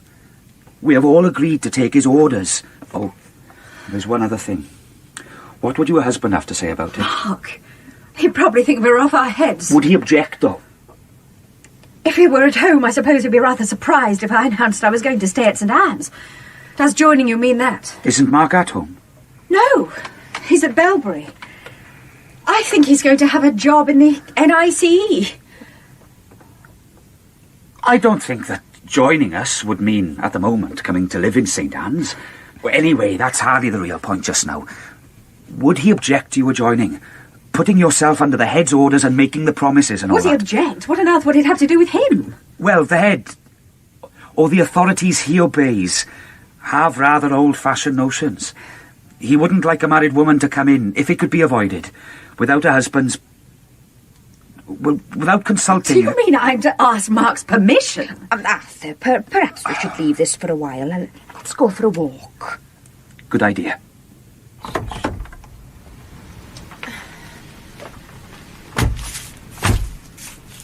As she climbs from the car, Jane is looking at Mr. Denniston with real dislike. All this talk of promises and obedience has already repelled her, and she sees him and Mark and this preposterous leader at St. Anne's simply as... men. Complacent patriarchal figures making arrangements for women as if we were children, or bartering us like cattle. She is really very angry. And so it is much to her credit that she at length manages... I'll tell you what I'll do. I won't join your whatever it is, but I'll promise to let you know if I have any more dreams. Oh, splendid. May I ask for one more promise? What's that? Not to mention us to anyone. Certainly. Jane, do you know the story of Merlin being buried under Bracton Wood? Yes, Dr. Dimble was talking about it. He's supposed to be awaiting resurrection or something, isn't he? Well, we believe there's more truth in it than is generally supposed. We believe that he is buried there, and that his powers are going to be vital in the struggle. Either we or the other side will find him. And whoever does will at least have the chance of winning his support. It is very difficult to make any sense of any of this. Of course it is. But, I hope the dreams won't worry you now, Jane. The less you think of them as your dreams, and the more you think of them as, well, as news, the better you'll feel about them. Yes? I've brought back the form, Mr. Wither. What form? The form of contract, sir. But I have been given to understand that you have already refused the job, Mr. Studdock. I cannot in any event renew the offer. We could not harbour a person who appears to have quarrelled with all our members in the first week. But I doubt if you are altogether suited to a learned career. And so on, working Mark into such a state of dejection that when he eventually throws him like a bone to a dog, the suggestion of... a probationary appointment at 600 a year. Thank you, sir. Mark accepts. You must make yourself useful, Mr. Studdock, generally useful. And if you do, then I won't despair of correcting on your behalf certain unfortunate impressions which your behaviour has already produced. Good morning, Mr. Studdock. Mark reimburses himself for the humiliation of this interview by reflecting that... if I weren't a married man, I wouldn't have borne it for a moment. Thus the burden is thrown upon... Jane. And he is free to think of all the things he would have said to Wither. If I didn't have Jane to bother about. Jane, meanwhile, as the town of Edgestow falls increasingly to destruction, finds herself troubled by a new, recurring dream. Another one? Yes. It's extraordinary that I can sleep at all with all this going on. There's almost nothing left of Edgestow now, Camilla. Filth and destruction everywhere. Even the river's choked with mud and oil and dirt and garbage. Yes, but your dream... Oh, yes. Well, it happens whenever I close my eyes, Camilla. I seem to be lying in my own bed, and someone has drawn a chair up to my bedside and sat down to watch me. I say someone... it is, in fact, the man with the pince-nez that I saw in the cell with Alcazan. Jane? Jane? The pleasantest of the rewards which falls to Mark for his new obedience is admission to the NICE library. It is on the library hearthrug and between the hours of 10 and midnight that the important and confidential talks take place. Here he is. Very nice. Now, how quickly can you write 2 leading articles, Mark? Can you work all night? I have done. What's it all about? You are satisfied that the disturbance must go forward at once? Oh, yes, that's the joke of it. You have done your work too well, Fairy. We could not delay if we wish. No. What are we talking about? The disturbances at Edgestone. Oh. I haven't been following them very much. Are they becoming serious? They're going to become very serious, Sonny. The real riot was timed for next week, but it's been going on too well, damn it. Yes. The balloon will have to go up tomorrow. Quite. I don't quite understand. I don't think the penny's dropped. You surely didn't imagine the Fairy left the initiative with the natives? You mean you create the disturbance? Yes. It's all fair and square. You can't put a few thousand imported workmen Well, not the sort you enrolled. into a sleepy little hole like Edgestone without having trouble. There'd be trouble anyway. So as it's bound to come, there's no harm in seeing it comes at the right moment. This is how things have to be managed. It's always done, Studdock. And the real thing, the big riot, must take place within the next 24 hours. In the meantime, you and I have got to get busy on the account of the riot. But what's it all for? Emergency regulations. We will never get the powers we want at Edgestone till the government declares a state of emergency. And the stuff must be ready to appear in the papers immediately after the riot. That means it must be ready by 6 tomorrow at latest. But how are we to write it tonight if the thing doesn't even happen till tomorrow? You'll never manage publicity thinking like that. Come on, Sonny. We've got to get on with it. We'll get them to bring us deviled bones and coffee at 2. While Mark works through the night, whiskey at his elbow and the printer's devil at the door, Jane stretches out her hand in darkness, but does not feel the table which should be there at her bedside. Then, with a shock, she finds she is not in bed at all, but standing in utter darkness and intense cold. Groping, she touches stone. The air has some odd quality about it. Dead air. Imprisoned air. She gropes along a rough wall, and turning a corner, she strikes her foot against something hard, a sort of raised platform or table of stone. And on it, does she dare feel? A foot. A naked human foot. Dead to judge from its coldness. She knows now she is in a dream. It is a piece of news. It'll stop presently. There is nothing to be frightened of. The man on the slab is huge, Old. with an enormous beard. And suddenly, she has an impression of someone also bearded. But divinely young. Someone golden and strong and warm, coming with a mighty earth-shaking tread into that black place. What is happening at Edgestone? Do you believe this riot arose simply because Mr. Smith or Mrs. Jones found their landlords had sold their shop or allotment to the NICE? Mr. Smith and Mrs. Jones know better.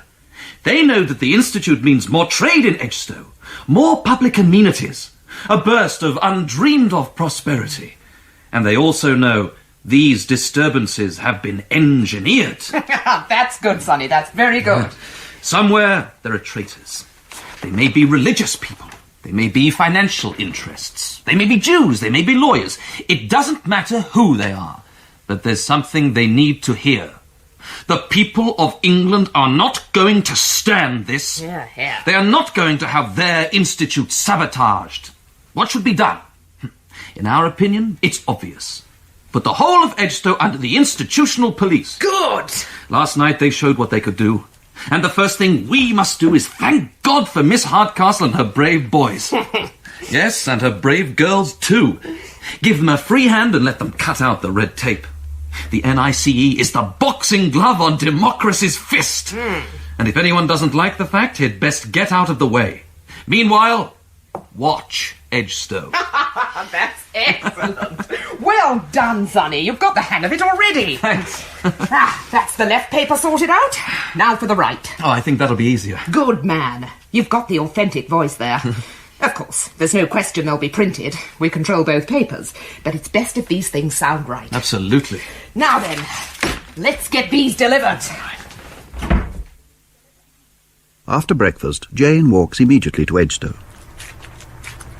At the top of Market Street, something happens which determines her to go to St. Anne's that very day and by the very next train. For she comes to a place where a big car stands at the curb, an NICE car. And as she's passing, a man comes out of a shop, cuts across her path to speak to the chauffeur, and climbs in. She would know him anywhere. The pointed beard, the pince nez. The face which somehow reminds her of a waxworks. She turns instantly to the station. Come in, Jane. Please sit down. Take this chair. Oh, thank you. Have you told Miss Ironwood? Yes, Camilla has told me about your dream. A man with a pointed beard sitting making notes in your bedroom. Yes. Perhaps I ought to tell you that he wasn't really there. At least our director doesn't think it possible. But he was really studying you. He was getting information about you from some other source, which was not visible to you in the dream. Will you tell us what else you've seen? And Jane tells them about her dream of the corpse, if it was a corpse, in the dark place. So we were right about Bracton Wood. Well, it certainly seemed the sort of place where Merlin might be buried. But in that case... Excuse me. We must not discuss the matter here. Mrs. Studdock has not yet joined us. Am I to be told nothing? It would not be wise at the moment. But look at this. Do you recognise that person? Yes. This is the man I dreamed I saw in the cell with Alcazan. And I saw him in Edgestow this morning. Augustus Frost. Who's he? Are you prepared to see the director now? Well, yes, if you like. Arthur, you had better go and tell him what we've just heard and find out if he's well enough to meet Mrs. Studdock. Right. Meanwhile, I would like a word with her alone. I have little doubt that the director will see you, and there are certain things you ought to know before he does. He will appear to you, Mrs. Studdock, to be a very young man, younger than yourself. That is not the case. Mr. Fisher-King is nearer 50 than 40. He is a man of very great experience, who has travelled where no other human being has travelled before, and mixed in societies of which you and I have no conception. That is very interesting. And he is often in great pain. If you will now come with me, I will show you to the Blue Room. Miss Ironwood leads Jane up a fine Georgian staircase. The house is warm and very silent. On the first floor they find Camilla waiting for them. He will see her. And as Miss Ironwood raises her hand to knock on the door, Jane thinks to herself, Be careful. Don't get let in for anything. All these long passages and low voices will make a fool of you if you don't look out. You'll become another of this man's female adorers. Next moment she finds herself going in. It is light. It seems all windows. And it is warm. A fire blazes, and blue is the prevailing colour. She is annoyed to see that Miss Ironwood is curtsying. This is the young lady, sir. Jane looks, and instantly her world is unmade. On a sofa before her, with one foot bandaged as if he had a wound, lies what appears to be A boy, 20 years old. the light of the fire and the light of the sun contend on the ceiling, but all the light in the room seems to run to the gold hair and the gold beard of this wounded man. But how could Jane have thought him young, or old either? It comes to her with a sensation of quick fear that His face is of no age at all. Thank you, Grace. You must forgive me for not getting up, Mrs. Studdock. My foot is hurt. Yes, sir. Do you wish me to remain, sir? No, Grace. I don't think you need stay. Thank you. Mrs. Studdock, you have already done us the greatest service. We have known that one of the most dangerous attacks ever made upon the human race is coming very soon.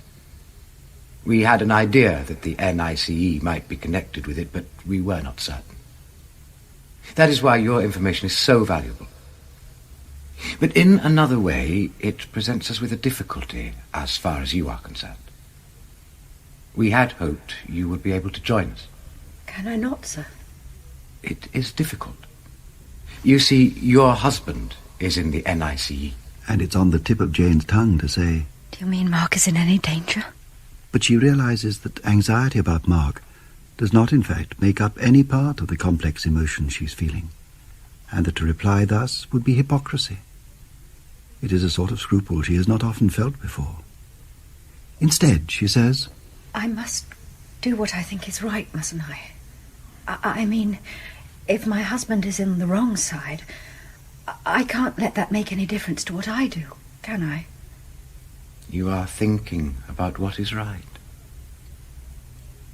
Of course, things might come to such a point that you would be justified in coming here, even wholly against his will. It depends on how close the danger is. The danger to us all, and to you personally. But will it do anyone any harm if I come here? It looks as if you will have to go back, at least for the present. You will no doubt be seeing your husband again fairly soon.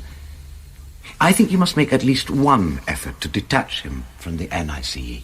But he never takes any notice of what I say. He wouldn't believe all that about an attack on the human race. No. And you must not tell him. You must simply ask him to leave the NICE. Don't send me back. I'm all alone at home with terrible dreams. Mark wouldn't care whether I come here or not. I'm so unhappy.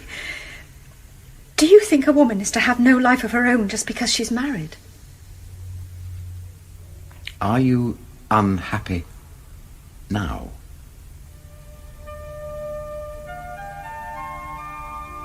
No.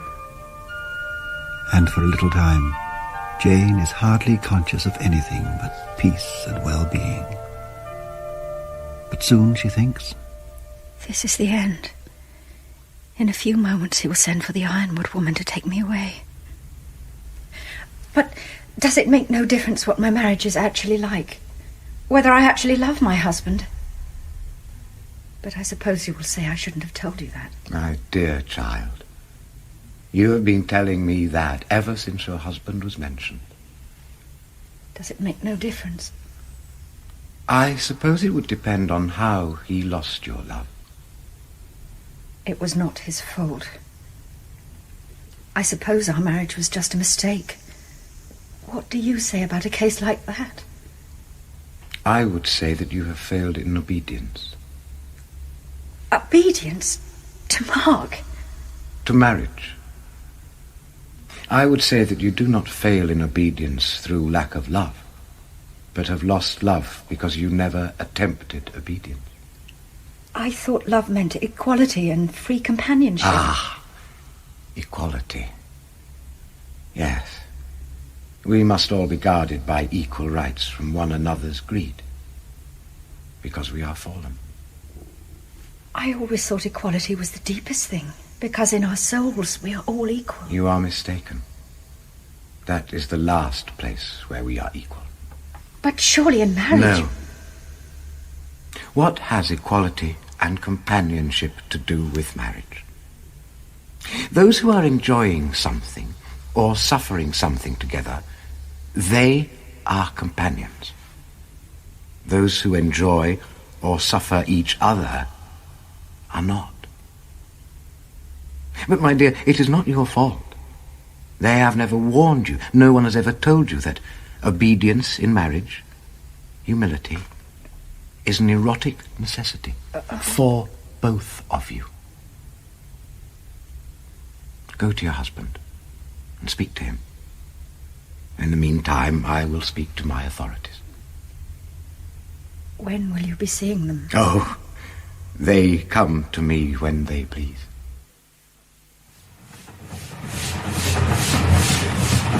And so Jane takes the train back to Edgestone. But it is a new Jane that does so, a Jane that relishes the sights through the window, the outlined beams of sunlight pouring over stubble onto the burnished woods, a Jane that delights in the conversation of the wizened old man who shares her compartment, a Jane, who reflects with surprise that... It's years since music has played any part in my life. And who resolves to listen to many chorales by Bach on the gramophone this evening. And I shan't get a bus from the station. I shall enjoy the walk. What's going on? Let me off, please, please! Get back on the train, quick, love! I'm getting off here! Look, get out of the way, then! What on earth is happening? Out of the way!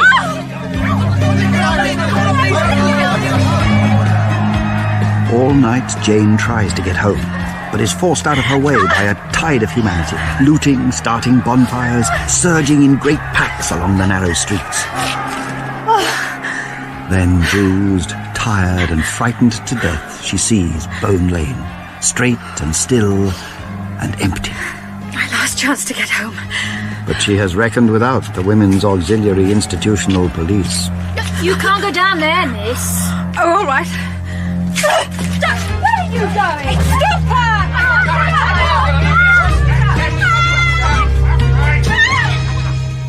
Jane Studdock. I know all about you, honey. You're the wife of my friend, Mark. Where is he? It's all right. You'll be able to see hubby again now. We'll take you out to Belbury tonight. Now, just one question. What were you doing here at this time of night? I'd just come off a train. And where had you been, honey? You hadn't been getting up to mischief while hubby was away, had you? Will you please let me go? I want to get home. You're not going home. You're coming out to Belbury. My husband has said nothing about me joining him. That was one of his mistakes. You're coming with us. What do you mean? It's an arrest, honey. Well, What a naughty temper. Hold her tightly, girls. Kitty, get her under the shoulder there. That's right. Where had you been by that train? Kitty, Dolly, bring her here.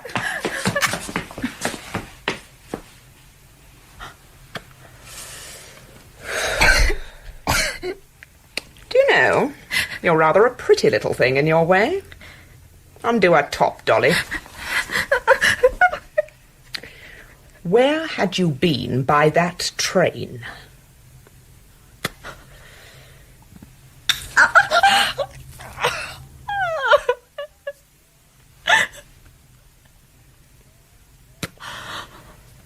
Where had you been by that train?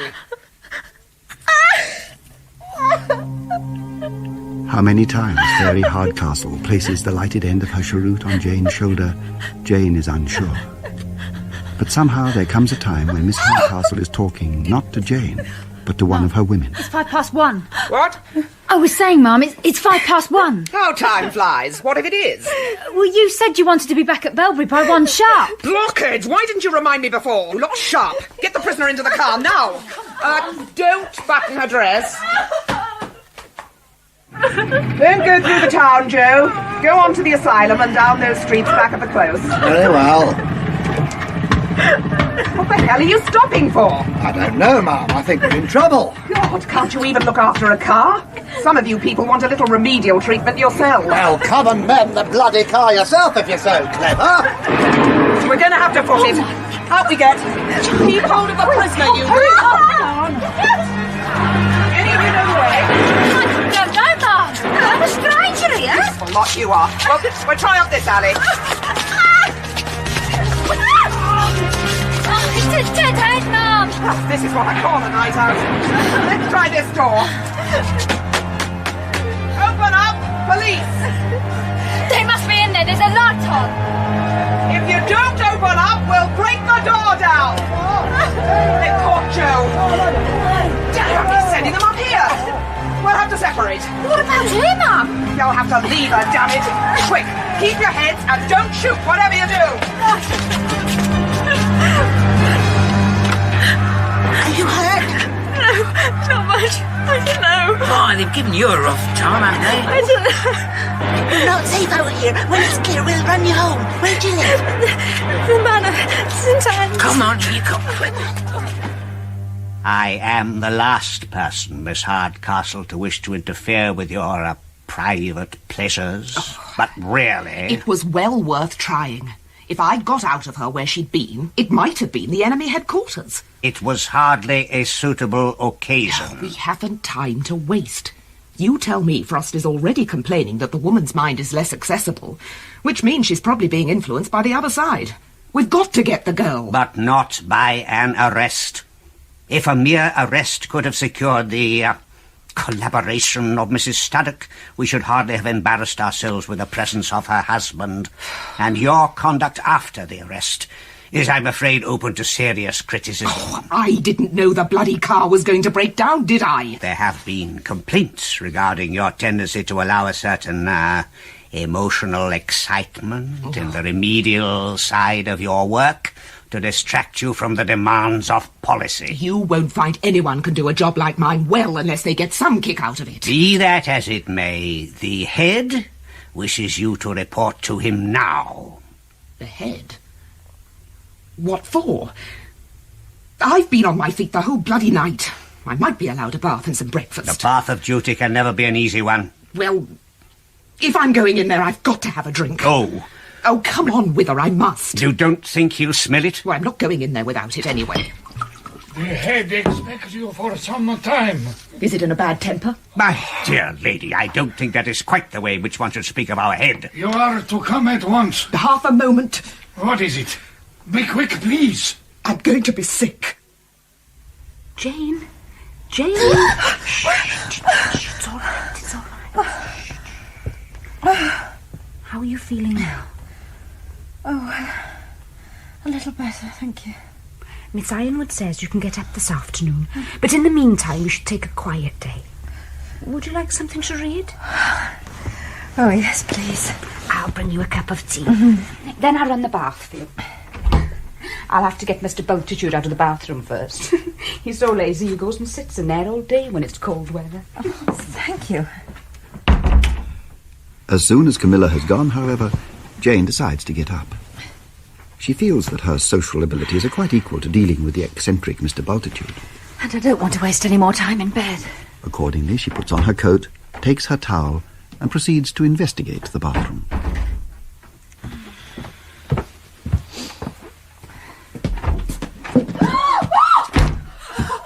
I'm sorry.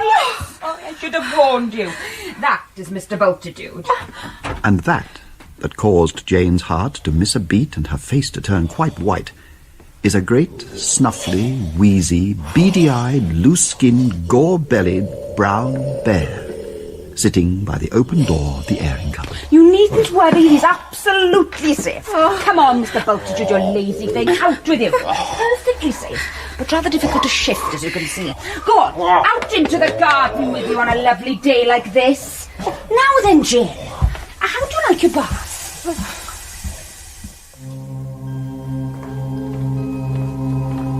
Ah, Mr. Studdock. Oh, yes, sir. I do most sincerely hope that there is no truth in the rumour that has reached me that your, Mrs. Studdock is suffering from some nervous disorder. What? Because it occurs to me, in view of the great pressure of work which rests on you at present, that in your case the Institute might be induced, that we should all be delighted to welcome Mrs. Studdock here. Until the Deputy Director said this, Mark had not realised that there is nothing he would dislike so much as having Jane at Belbury. There's so many things she wouldn't understand. Jane in the middle of Belbury. Would turn the whole place into one vast vulgarity, flashy and furtive. Oh, that's very kind of you, Mr. Wither. Thank you. But I don't think she'd... Well, thank you in any case. Excuse me. Oh, Jane, dear. Jane, come in and sit by the fire. We're not expecting you to do any work today. This is Mr. McPhee, who should really be trenching celery and shouldn't be in the kitchen at all. But as he is, I suppose he should be introduced. Oh, how do you do? I am very glad to see you, Mrs. Studdock. Oh, don't believe a word he says, Jane.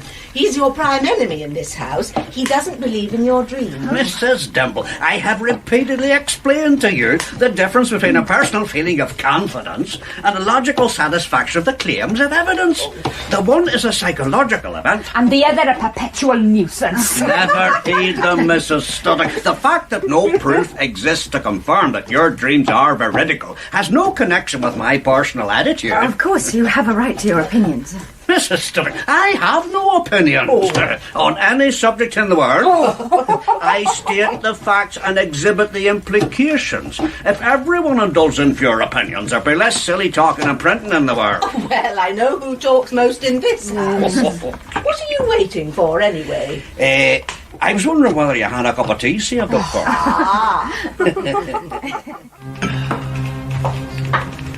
You taught it, Studdock. What's the matter? I can't make out what's the matter with you. Have you made up your mind to annoy the old man? Because it's a dangerous game, you know. What on earth are you talking about? Well, didn't he say something about bringing your wife here? Yes, what about it? And what did you say? Well, I said not to bother, and thanked him very much. You might have known he'd be offended. Says he's hurt, which means somebody else soon will be. Why the hell couldn't you have your wife here? Isn't that my own business? You're not very polite to little wifey, Studdock. And they tell me she's a damn pretty girl. The beech trees in the ground, yes? I have just given orders for them to be cut down. Why, Professor? I'm rather fond of trees. Oh, yes. The pretty trees, the garden trees. The forest tree is a weed. But I tell you, I have seen the civilized tree in Persia. It was made of metal. Metal? So natural, it would even deceive. I wonder what the birds would make of it. I would not have any birds. No feathers, no nests, no eggs, no dirt. It sounds like you mean no life. No, simple hygiene. Listen, my friend, if you pick up something rotten and you find this organic life crawling over it, do you not say, "Oh, the horrid thing, it is alive," and then drop it? Is this not why you English have invented the daily bath? It is to rid yourself of organisms, yes?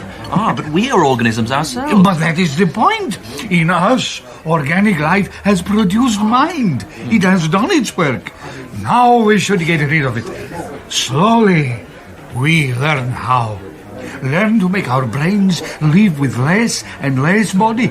Learn to build our bodies directly with chemicals. No longer to have to stuff them full of dead brutes and weeds. Oh, the beef was delicious, eh? Let us now have coffee. Now, my young friend, I am very sorry to hear of this new trouble between you and the deputy director. If he invites you to bring your wife here, why do you not bring her? I never knew he attached so much importance to it. I thought he was merely being polite. Well, it is of no importance in itself. But I have a reason to believe it came not from Wither, but from the head himself. The head? The head thinks that you cannot really be one of us if you will not bring your wife here. He will have all of you, and all that is yours, or else nothing. You must bring the woman in, too. She must also be one of us. Well... Come, look out the window. Look at the moon. There is a world for you, no? There is cleanness, purity. No grass, no lichens, no nothing, eh? Not even air. Yes, a dead world. No, there is a life there. Do we know that? Oh, see? Intelligent life under the surface. A great race further advanced than we. An inspiration. How do we know all this? I speak that you may know what can be done, what shall be done here. This institute is to bring out of that cocoon of organic life which sheltered the babyhood of mind, the new man. The man who will not die. The artificial man, free from nature. And do you think that someday we shall really find a means of keeping the brain alive without a body? We have already begun. The head himself has already survived death, and he shall speak to you this night. Is the young man ready? Oh, yes, Reverend Straik. You are ready, are you not, Mr. Studdock? You have explained it to him, then. The head has sent for you. Do you understand? The head. You will look upon one who was killed and is still alive. What the devil are you talking about? Reverend Straik is quite right. Our head is the first of the new men. And a word in your ear, my friend. You will obey his orders. But who is it? It is Francois Alcazan. He was guillotined. See? Yes. You will come? Yes. Yes. Of course I'll come. It is the worst dream Jane has yet had. She sees... Mark. She sees... Great fat man. And another. Lank and bony. And Mark is escorted down passages that are strange to him. Passage after passage. White-glossed wall.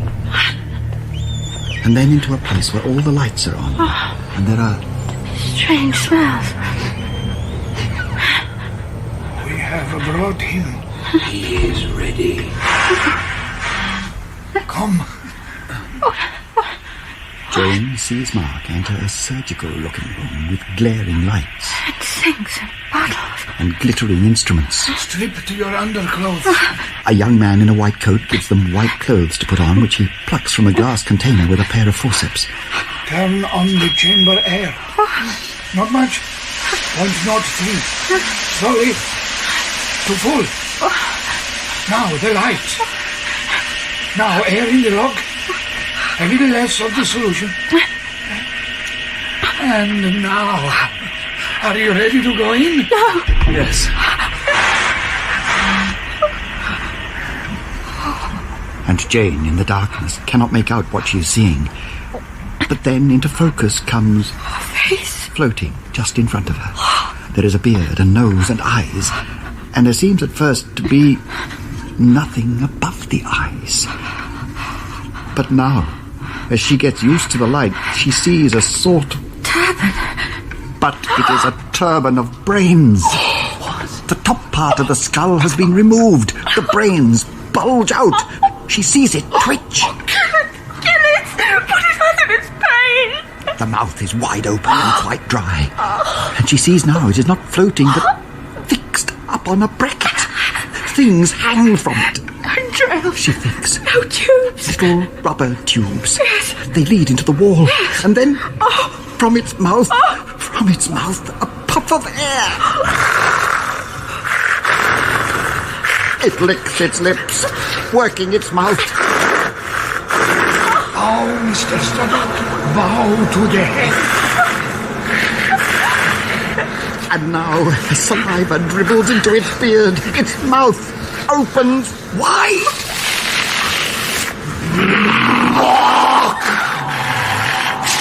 Studdock!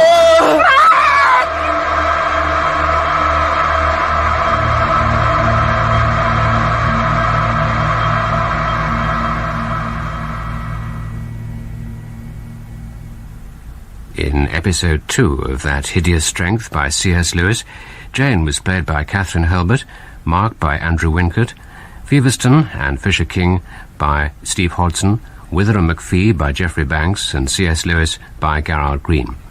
Miss Hardcastle was Judy Bridgland, Dolly Tanis Eisen, Filostrato Roger Hume, Straik Robin Kyle, and Alcazan Terry Molloy. Curry was Philip Anthony, Camilla Sian Lloyd Owen, Arthur Andy Hockley, Miss Ironwood Daphne Roger, and Mrs. Dimble Tina Gray. The music was composed and played by Vic Gammon. That Hideous Strength was dramatised by Stephen Mallatratt and directed at Pebble Mill by Nigel Bryant. That Hideous Strength Why is the prestigious new institute, the NICE, so determined to buy Bragton Wood, the legendary burial place of Merlin? And why are they so anxious that their young recruit, Mark Studdock, should bring his wife, Jane, to their headquarters at Belbury? Jane, unbeknown to Mark, has been arrested and tortured by Miss Hardcastle, the NICE's chief of police, but has escaped to the manor at St Anne's. Here, the director, Mr Fisher King, is as eager as the NICE for details of Jane's dreams, for they have a habit of coming true. He's particularly intrigued by her dreams of an old man lying in an underground chamber. But even more alarming for Jane is her vision of Mark himself being led before the NICE's head. And he really is a head on a bracket fed by rubber tubes. And now the saliva dribbles into its beard. Its mouth opens wide.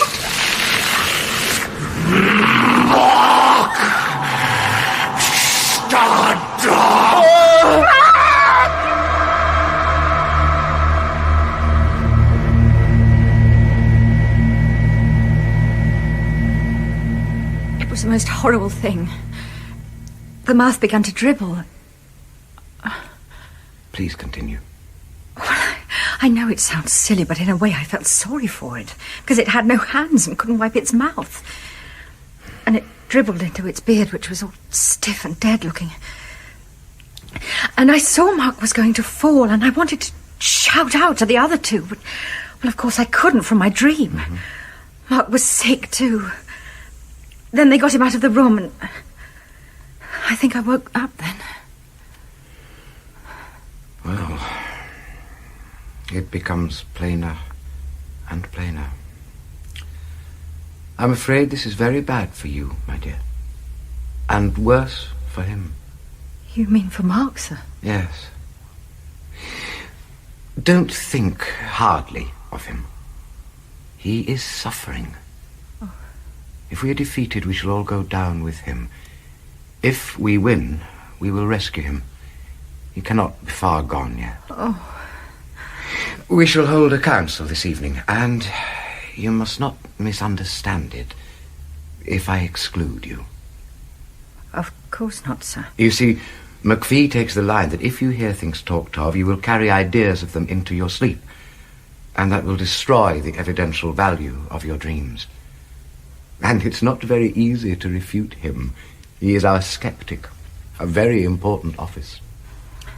I quite understand. But I do want you to like him, if you can. He is one of my oldest friends. And he'll be about our best man if we are going to be defeated. You couldn't have a better man at your side in a losing battle. What he'll do if we win, I can't imagine. Mark wakes next morning to the consciousness that his head aches all over, and that he must do something about Jane. I have to bring her to Belbury. I have to get her to save my life. They will kill him if he annoys them.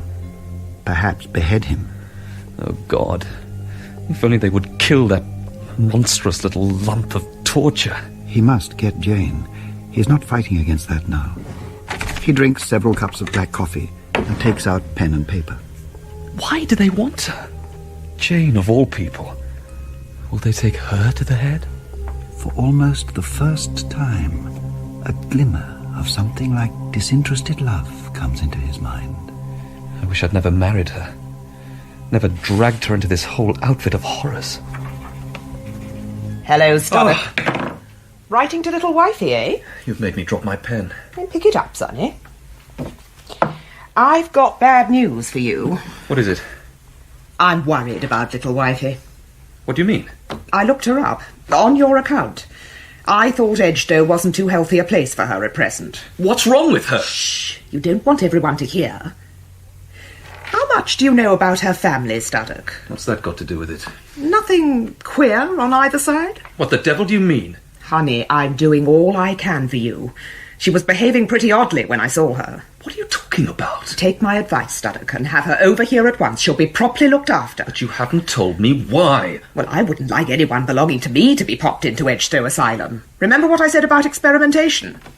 Just sign this form, and I'll run over after lunch and have her here by evening. I'll do nothing of the sort. She kept on talking about someone who'd burned her with cigars. What? Well, then she noticed my cheroot, and if you please, she identified me as this imaginary persecutor. I must go home at once. Well, you can't do that. I bloody well got to if this is true. Don't be a fool. You're in a damn dangerous position. You'll be finished if you're absent now. Send me, sign the form. But you've just said she thinks you burned her. Makes no odds. Of course, it would be easier if she didn't. You don't suppose she's jealous, do you? Of you? Where are you off to? To the DD and then home. Stop, Studdock. You can't afford more enemies. Well, go to the devil. Studdock, don't be a bloody fool! But Mark is already in the hall. For the moment, everything has become clear. I'm going to see Wither. Not to ask for leave, but to announce that he has to go home as his wife is dangerously ill. I'll be out of the room before Wither can reply. Excuse me, sir. Might I speak with you a few minutes? Excuse me, sir? Wither sits, his back to Mark, motionless. Mr. Wither? But Wither neither speaks nor moves. Oh. And for just one moment, Mark thinks he's looking into the face of a corpse. But the eyes are open. I beg your pardon, sir. The deputy director is not listening. He is so far from listening that Mark has a moment's insane doubt as to whether he is there at all. The room is still and cold. It is impossible to speak to a face like that. I know who it is. Your name is Studdock.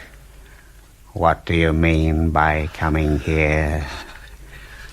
Go away. Only two things matter. First, to get away from Belbury. Second, to get back to Jane, from whose body comfort and fortitude will flow, whose very skin will clean away all the filth that seems to hang about him. He is out of the grounds now. He's crossing the road. He is entering a belt of trees. Oh, no. Oh, no. Something impossible is happening. What? There is a figure before him on the path. A tall, stooping figure, humming a little tune. The deputy director himself. So Mark turns. He stands in the road. Then, so tired that he feels his legs will hardly carry him, he walks very slowly back into Belbury. I should premise at the outset, Mrs. Studdock, that I have known our director, Mr. Fisher King, for a great many years, and that for most of his life he was a philologist. Oh. His original name was Ransom. Ransom's dialect and semantics. Aye, that's the man. Well, about 6 years ago came his first disappearance. He was clean gone, not a trace of him, for about 9 months. I thought he'd most likely been drowned, bathing or something of the kind. And then one day, what does he do but turn up at his rooms in Cambridge and go down sick and into hospital for 3 months more. Gosh. And he wouldn't say where he'd been, except privately, to a few friends. Well? Do you take snuff, do you? No, thank you, Mr. McPhee. Well, you won't mind if I do.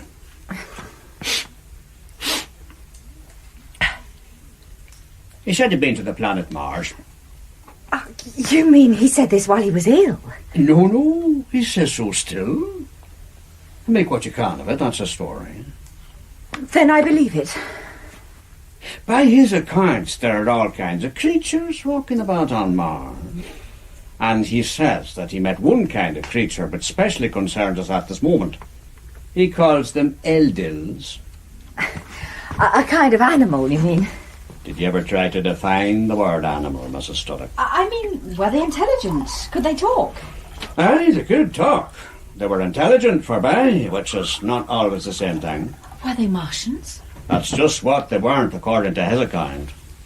He says they're creatures that live in empty space. But there's no air. He says they don't breathe. He says also that they don't reproduce their species and they don't die.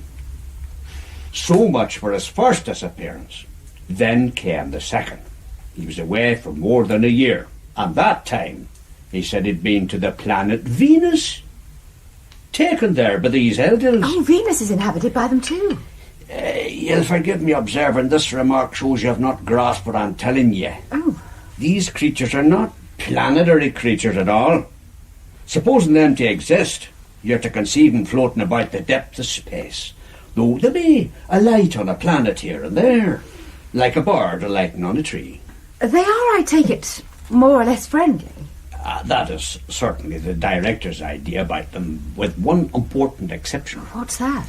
The Eldils that have for many centuries concentrated on our own planet, we seem to have had no luck at all accusing our complemented parasites. The long and short of it is that this house is dominated either by the creatures I'm talking about or by sheer delusion. It is by advice he thinks he has received from Eldils that the director has discovered the conspiracy against the human race. And what's more, it's on instructions from Eldils that he's conducting the campaign, if you can call it conducting. It may have occurred to you to wonder, Mrs. Studdock, how any man in his senses thinks we're going to defeat a powerful conspiracy by sitting here growing winter vegetables and training performing bears. Just a question I have propounded on more than one occasion. The answer is always the same. We're waiting for orders. From the Eldils? So it's them he meant when he spoke of his masters? I don't doubt it would be. But I don't understand. I thought you said the ones on our planet were hostile. Yes. But it's not our own ones that the director claims to be in communication with. It's his friends from outer space. You are to imagine us, Mrs. Studdock, living on a world where the criminal classes of the Eldils have established their headquarters. And what's happening now, if the director's views are correct, is that their own respectable kith and kin are visiting this planet to sort things out. Do you mean that the other Eldils out of space actually come here? To this house? That is what the director thinks. Have you seen them? I have seen a good many things in my time. Isn't seeing believing? Mrs. Studdock, if anything wants Andrew McPhee to believe in its existence, I'll be obliged if it'll present itself in full daylight with a sufficient number of witnesses present, and not get shy if I hold up a camera or thermometer. Come in. Have you finished with Jane, Mr. McPhee? Huh? She said she wanted a breath of air. Oh, I don't doubt they're doing something more to the purpose on the enemy's side. All day the wind has been rising, and Jane and Camilla find themselves looking out on a sky swept almost clean. The air is intensely cold, the stars severe and bright. High above the last rags of scurrying cloud hangs the moon in all her wildness, the huntress, the untamable virgin, the spearhead of madness. And as she looks, the wildness creeps into Jane's blood. I believe it. I believe it all. Oh, God. But how do you explain the director's age? You mean he's looking or being so young? Yes. That is what people are like who come back from the stars. Paradise is still going on there. He'll never grow a year or a month older again. Will he die?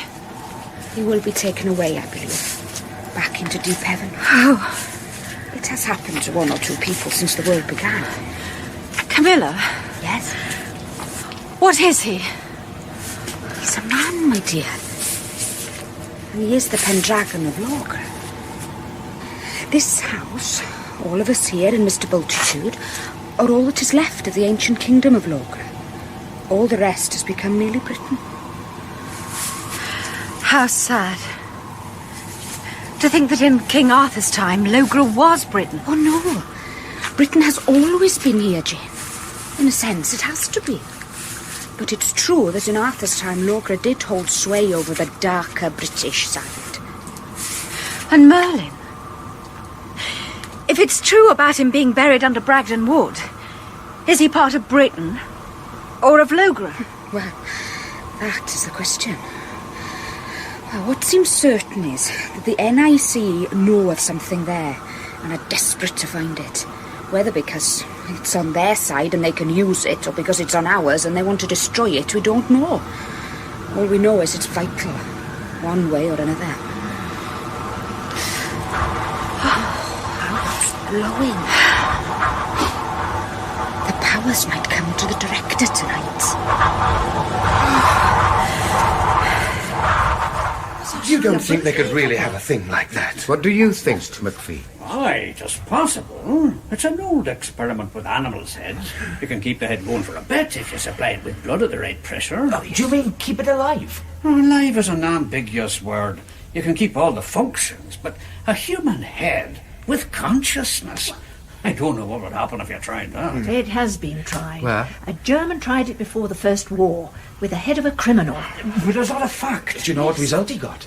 It failed. The head simply decayed in the ordinary way. Then this filthy abomination is real, not a dream. Dr. Dimble, we have no evidence of that. I'm only stating the facts. What Mrs. Stoddard has dreamed is possible. And what it tells us is that the Belbury people have discovered a way of making themselves immortal. It is the beginning of a new species, the chosen heads who never die. And henceforward, all the creatures that you and I call human will be candidates for admission to the new species, or else its slaves. We have learned tonight, if not what the real power behind our enemies is doing, at least the form in which it is embodied at Belbury. We therefore know something about one of the two attacks which are about to be made on our race. But I am thinking of the other. Yes, the other. Meaning by that? Meaning whatever is under Bragdon Wood. Oh, you're still thinking about that. I am thinking of almost nothing else. We knew already that the enemy wanted the wood. Some of us guessed why. Jane has seen in a vision what it is they are looking for in Bragdon. That can be none other than Merlin himself. And he may be a greater danger than the NICE. Indeed. And the greatest danger of all is the junction of the enemy's forces, when the new power from Belbury joins up with the old power of Merlin under Bragdon Wood. Logra will be almost surrounded. For us, everything turns on preventing that junction. That is the point at which we must be ready both to kill and to die. You'll excuse my saying, Mr. Director, but I don't believe a word of it. Up till now, whatever his days have been like, Mark has usually slept well. This night, sleep fails him. As the wind rattles his window hour after hour, he feels the nursery terrors again, cold fingers delicately travelling down his back. He is called earlier than usual, and with his tea comes a note about a most urgent and distressing matter.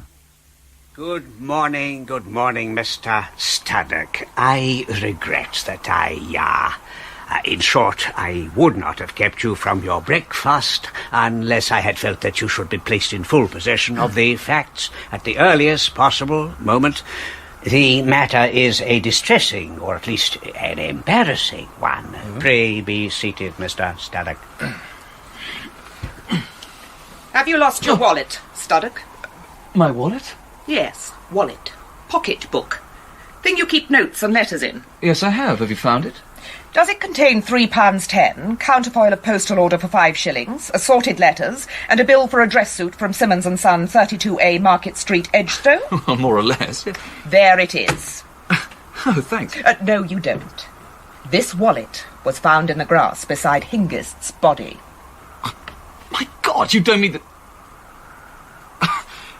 Do I understand that I'm suspected of murdering Hingest? You will see by this, Mr. Studdock, the enormous value of possessing our own executive. Here is a matter which might, I fear, cause you very considerable inconvenience. If the ordinary police had discovered the wallet, it was Miss Hardcastle's officers, and they only, who made this embarrassing discovery. Yes. It would be unfortunate if, at some point in the future, we should find ourselves compelled to put the matter before outside authority. Do I understand that you think you have facts justifying my arrest for the murder of Mr. Hingest, but are offering to suppress them? You've got it now, Studdock. But I don't want that! I'm an innocent man. I think I'd better go to the police. The real police, I mean. If you want to be tried for your life, that's another matter. I want to be vindicated. The charge would fall to pieces at once. There was no conceivable motive, and I have an alibi. You were seen talking to Bill at dinner. You were seen going out of the front door with him when he left. Yes, you were not seen coming back. If you had gone with him by car to the scene of the murder, you would have had ample time to walk back and go to bed by 2:15. This is a very good illustration of the importance of the institutional police. So what should I do? Sit tight. It's lucky for you that it was we who found your wallet. But look here, damn it! Aren't you hoping to catch the thief in a day or two? The thief? I understand, do I, that you are advancing a charge of theft against some person or persons unknown? But good God, were you not assuming that someone stole it? Do you think I'm a murderer? Please, Mr. Studdock, you really must not shout. I must remind you you're in the presence of a lady. It's all one to me. Why Studdock should start bellowing at us because we're trying to keep him out of the dock, I don't know. I've got a busy day. Look, I'm sorry I was rude. What do you advise me to do? Don't put your nose outside Belbury. I do not think Miss Hardcastle could have given you better advice. And now that Mrs. Studdock is going to join you here, that will not be a serious hardship. Oh, that reminds me, sir, I'm not really quite sure about having my wife here. As a matter of fact, she's not in very good health. You must be hungry for your breakfast. Don't let me delay you. Yes, sir. Mr. Studdock, behave with the greatest caution. And bring the girl. Do you understand? Get your wife. The head is not patient.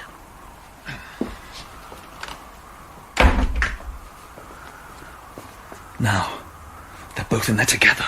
And again, just as yesterday, he runs from the house, out of the door, through the gardens and into the belt of trees. And then, as yesterday again, impossibly, ahead of him, that tall, stooping figure, humming a little tune, bars his way. Mark has never fought. Ancestral impulses lodged in his body direct the blow which he aims at the head of this senile obstructor. But there is no impact. Wither has suddenly vanished.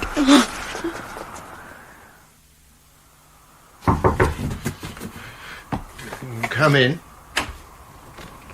Oh, it's you, Studdock. Come in.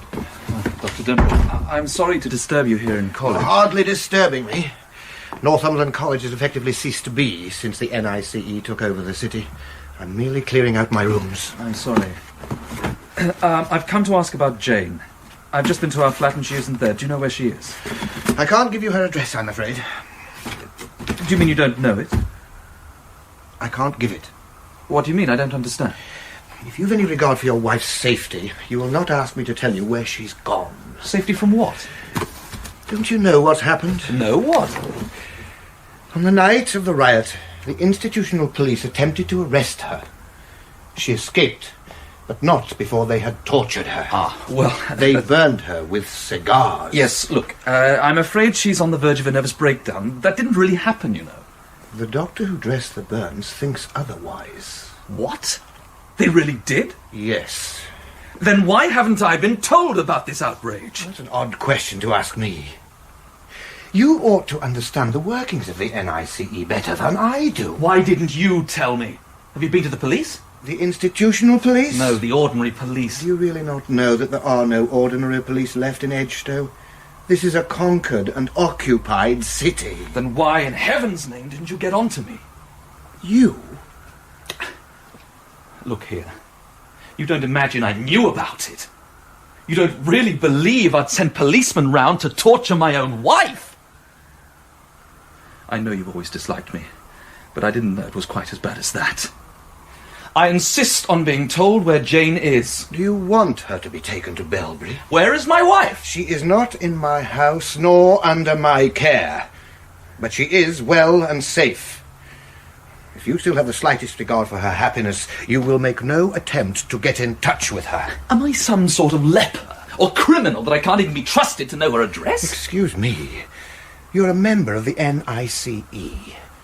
Since her escape, she's been left alone only because your colleagues do not know where she is. Well, if it was really the NICE police, do you suppose I'm not going to have a very full explanation out of them? Damn it, what do you take me for? I can only hope that you have no power in the NICE at all.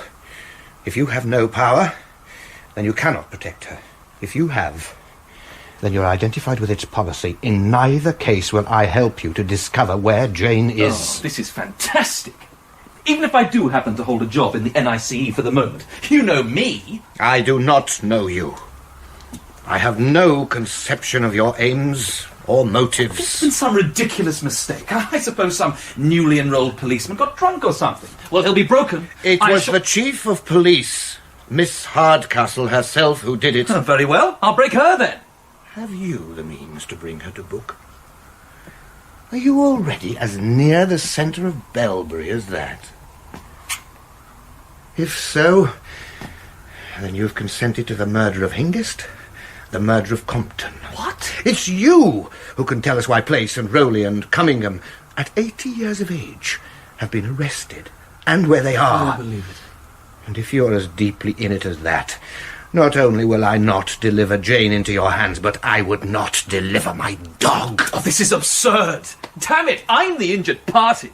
The way you talk, anyone would think it was your wife who'd been ill-treated. Does it matter whose wife it was? I'll raise hell about it. I'll break the infernal bitch who did it, if it means breaking the whole NICE. Sooner than put up with it, I'll leave the NICE. Do you mean that? I see you don't trust me. Studdock, it may be that both of us are within a few minutes of death. You've probably been shadowed into the college, and I, at any rate, don't propose to die with polite insincerities in my mouth. I don't trust you. Why should I? You are, at least in some degree, the accomplice of the worst men in the world. Your very coming to me this afternoon may be only a trap. Don't you know me better than that? Now stop talking nonsense. They've corrupted better men than you or me before now. Straik was a good man once. Filostrato was at least a great genius. Even Alcazar. Oh, yes, I know who your head is. Was at least a plain murderer. Something better than they have now made of him. Who are you to be exempt? Nevertheless, if you seriously wish to leave the NICE, I will help you. I'd need to think that over. There is no time. I'm offering you a way back into the human family. You must come at once. It's a question affecting my whole future career. Your career? It's a question of damnation or a last chance. I don't understand. You keep suggesting some kind of danger. What is it? And what powers have you to protect me or Jane if I do bolt? I can offer you no security. There is no security for anyone now. The battle has started. I'm offering you a place on the right side. I don't know which will win. As a matter of fact, I had been thinking of leaving, but I must think it over. There is no time. Just for an hour. Will you be here in an hour's time? What can an hour do for you? Will you be here? If you insist. But no good can come of it. I want to think. I want to think. What I'd give just to have done with it all and joined Dimble. But this is madness. I mustn't break with the NICE. They'll be after me. How can Dimble save me? I'll be killed. Oh, God, I need a drink. Anyway, why should I write off my position at Belbury? I've worked hard enough to get there. But I wish I could be with Dimble and Jane, wherever she is, and safe. How has this happened to me? Damn the whole thing. Why is my luck so bad?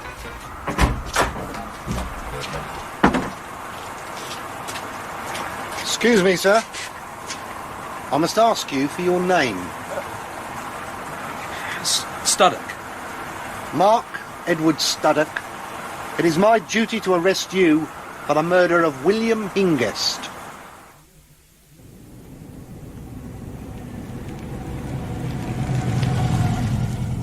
Here he is. Here's Dr. Dimble.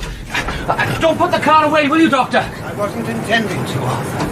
Well, why not? Come in, we'll tell you all about it. Oh, Cecil. What's all the rush about? Oh, don't ask questions. There's cold meat and bread on the table. You just sit down and eat while we tell you. Make a good meal. Thank you, Jane.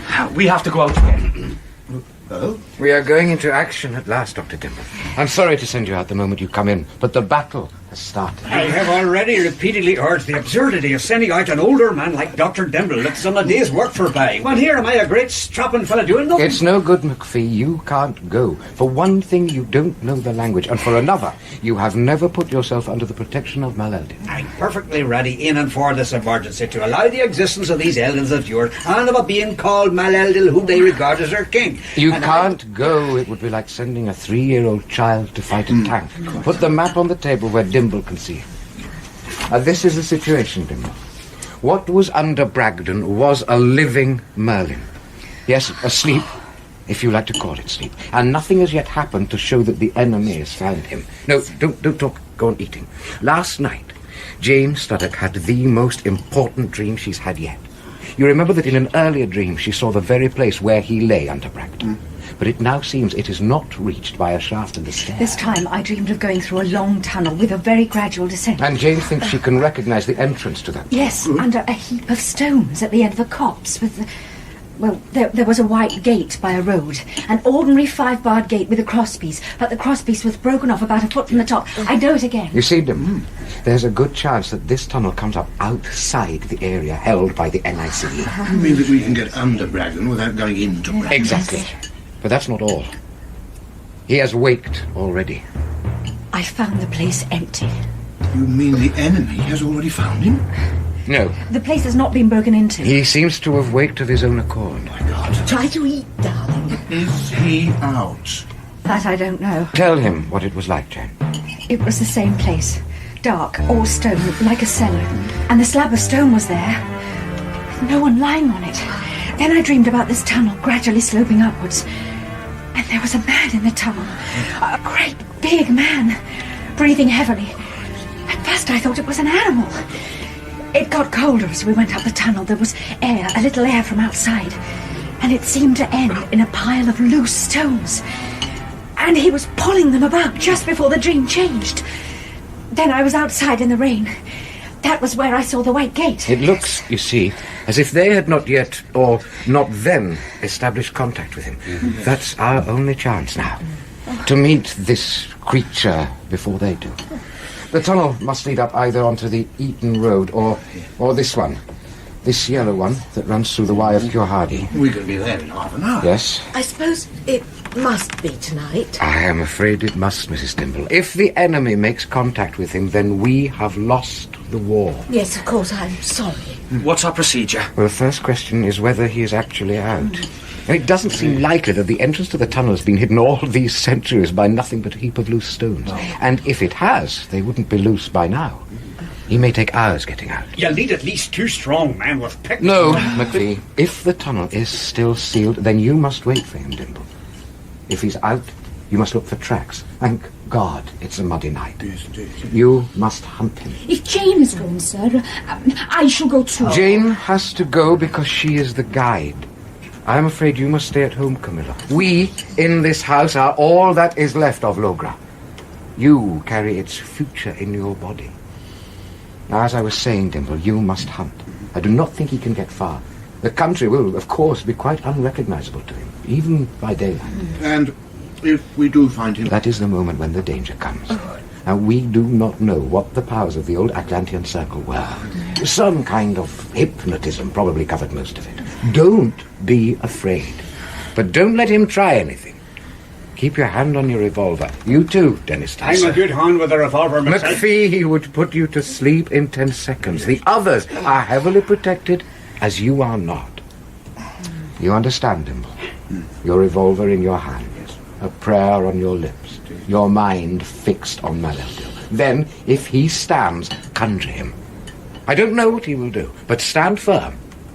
You can't lose your soul. At least not by any action of his. I understand. But please do not be cast down, Mrs. Dimble. If they kill your husband, we shall none of us live many hours after him. It will be a shorter separation than you could have hoped for in the course of nature. Now, 10 minutes. Time to say prayers, if you wish, and to say goodbye. Meet again here, if you will, at 8:10. Jane, are you all right? I think so, sir. Do you place yourself in obedience? In obedience to Malaldil? Sir, I know nothing of Malaldil, but I place myself in obedience to you. It is enough for the present. This is the courtesy of deep heaven, that when you mean well, he always takes you to have meant better than you knew. But it will not be enough for always. He is very jealous. He will have you for no one but himself in the end. But for tonight, it is enough.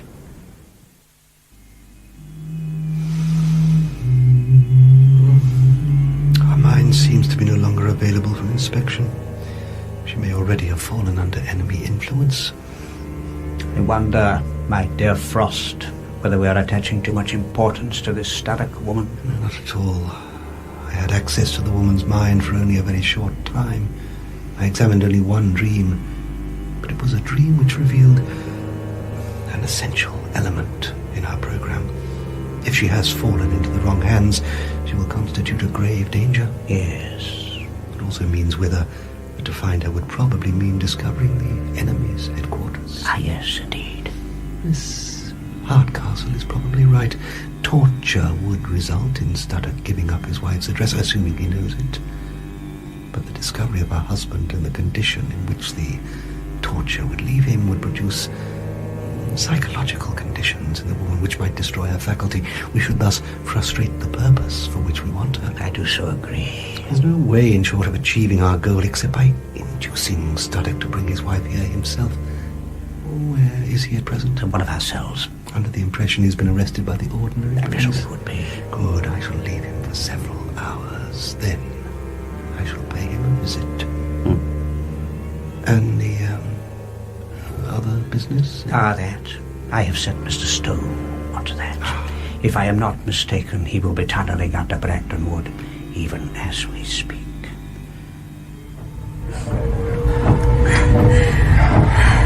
I can't see a thing! Hard to see anything in this rain. Is this still Eton Road, Arthur? Oh. Yes. There's the toll house. We could have passed the gate any number of times. We'll have to get out. I think she's right, Doctor. I say, look, stop a moment. I can't see a gate. Not the gate, look over there. Do you mean that fire? Yes. I'd forgotten that it was there in my dream. It was the end, but the most important part. Look, after I came out of the tunnel, that was where I found him, Merlin, sitting by a fire in a little wood. What do you think, Arthur? I think we must go wherever Jane leads. Come on, then, quickly. Oh! Hurry! There's a gate here. Quick! It's only the other side of that field. And as they leave the road and enter the field, the change is from a waking to a phantasmal world. All becomes darker, wetter, more incalculable. Each small dip feels like the edge of a precipice. The hedge snatches at them with wet and prickly tentacles. Fear drips into their minds like water into a ship with a slow leak. Out here, with the changing firelight ahead and the black all around, they begin to accept as fact this tryst with something dead. And yet, not dead. Something exhumed from the dark pit of history that lies between the ancient Romans and the English. And Jane, stumbling ankle-deep in water, questions herself about this walk across a ploughed field on a wet night, and wonders... Is it death? They walk slowly and quietly up to the edge of a little wood and stop. Below them, the fire burns at the bottom of a dingle. Is there anyone there? I don't know. Look! There! Where the flame blows side. I thought I saw a tramp. At least a man in modern clothes. We must go down. Oh, there's no way down here. We'll have to go along the edge until we find a path. Stop! What is it? There's something moving. Where? There! At least I thought there was. They move on, and in a few moments find themselves descending a rutted path until the whole hollow opens before them. There he is! Where? I haven't got your eyes. I can see him. It's a trap. Yes. An old man with a ragged beard in what looks like the remains of a British warman and a pair of black trousers. Threads? Yes. That looks like a moat to me. I'm not so sure now. He's very still. If it is a man, he's asleep. Or dead. We must go down. Shh.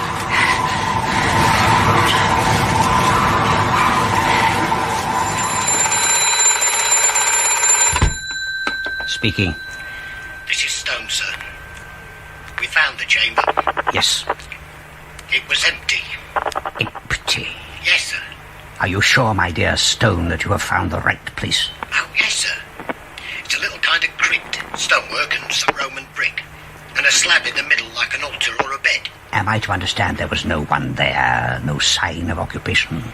Well, sir, it seemed to us to have been recently disturbed. Pray be as explicit as possible, Mr. Stone. Well, sir, there was an exit, a tunnel, leading out of it to the south. We had a look. It comes out about 800 yards away, outside the area of the wood. Comes out? You mean an arch, a gate? Well, that's just the point. We got out to the open air, all right, but something had been smashed up there quite recently. It looked as if it had been done by explosives, as if the end of the tunnel had been walled up and someone had blasted their way out. There was no end of a mess. Continue, Mr. Stone. I used your warrant, sir, and collected all the available police and sent off search parties for the man you described. And how did you describe him to them? Just as you did, sir. An old man with a very long beard or a beard very roughly trimmed, probably in a mantle. It occurred to me that he might have no clothes at all. There's no one here. I could have sworn I saw someone. If you did, he must still be quite close. Should we call out? He seems to have been pretty extravagant with his matches. One wouldn't expect a tramp to... No. But on the other hand, one wouldn't expect Merlin to have brought a box of matches with him from the 5th century. What a footprints here. And the others. Look, they won't even run away, look. There. And there. They'll be the tramps. If it was a tramp. He couldn't have walked up the path without us seeing him. Hello? What's that? What?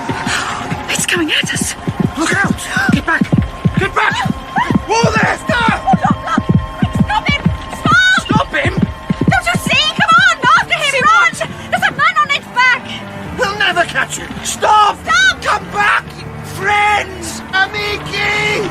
Look! And as they watch, high among the stars, the shape of the horse appears as it leaps a hedge, and on its back, with some garment streaming out behind him in the wind, the great figure of a man. It seems to Jane that as he leaps, he looks back over his shoulder at them and mocks.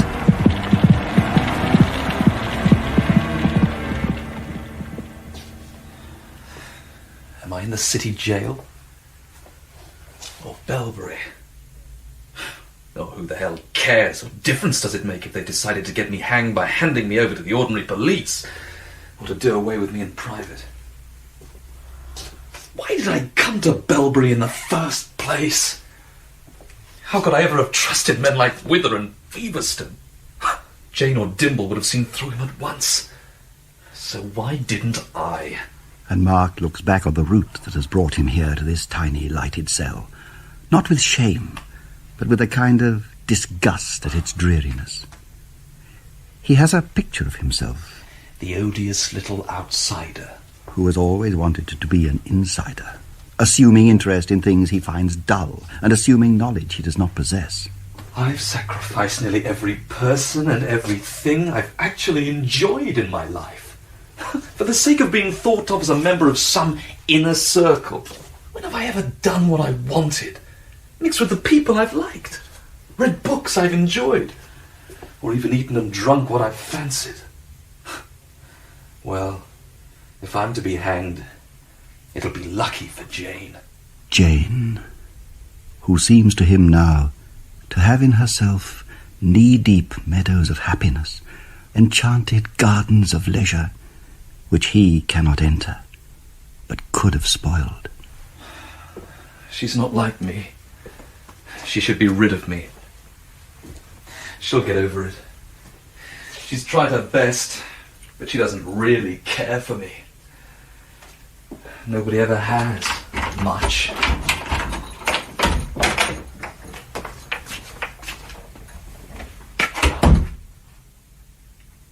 Mark Studdock. We've not met. My name is Augustus Frost.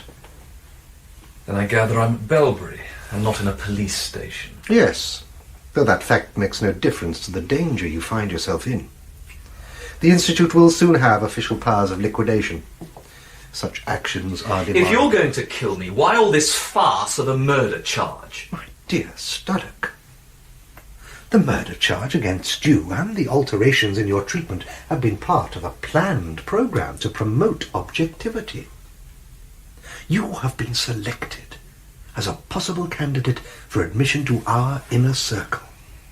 And a circle bound together by subjective feelings of mutual confidence and liking would be useless. Now, I must begin by telling you that neither the Deputy Director nor I are responsible for shaping the policy of the Institute. The head? Oh, no. Alcasan's mind is not the mind we are in contact with when the head speaks. The cortex and vocal cords in Alcasan's head are used by a different mind. And now please attend very carefully. You have probably not heard of macrobes. Microbes? Yes, of course. No, I did not say microbes. I said macrobes. The formation of the word explains itself. Below the level of animal life, there are microscopic organisms. Their actual results on human life in respect of health and disease have, of course, made up a large part of history. The secret cause was not known until we invented the microscope. I have now to inform you that there are similar organisms above the level of animal life. And now, when I say above, I'm not speaking biologically. The structure of the macrobe is of extreme simplicity. When I say it is above the level, I mean it is more permanent, disposes of more energy, and has greater intelligence. Must be pretty nearly human, then. You have misunderstood me. When I said it transcended the animals, I was, of course, including the most efficient animal, man. The macrobe is more intelligent than man. Their effect on human history has been far greater than that of the microbes, though of course equally unrecognized. The vocal cords and brain taken from Alcazan have become the conductors of a regular intercourse between the macrobes and our own species. These organisms then are friendly to humanity. Oh, friendship is subjective. So is hatred. The first step towards intercourse with the macrobes is the realization that one must go outside the whole world of our subjective emotions. I see, but by friendly I meant they share our aims. What do you understand by our aims? Well, the preservation and extension of our species. Every advance in industry and agriculture reduces the number of work people required. There is a large and ever-growing unintelligent population that is rapidly becoming a dead weight. The most efficient method of elimination is war. The effect of modern war is to eliminate retrogressive types, superstitious peasants, low-grade industrial workers, and so on. We have just experienced the second of the 6 major wars planned for this century. Now, in the new age, what has hitherto been merely the intellectual nucleus of the race is to become the race itself. The individual is to become all head. The human race is to become all technocracy. Go away! What is the meaning of this impertinence? There's a message for you, Mr. Frost. What? Give it to me.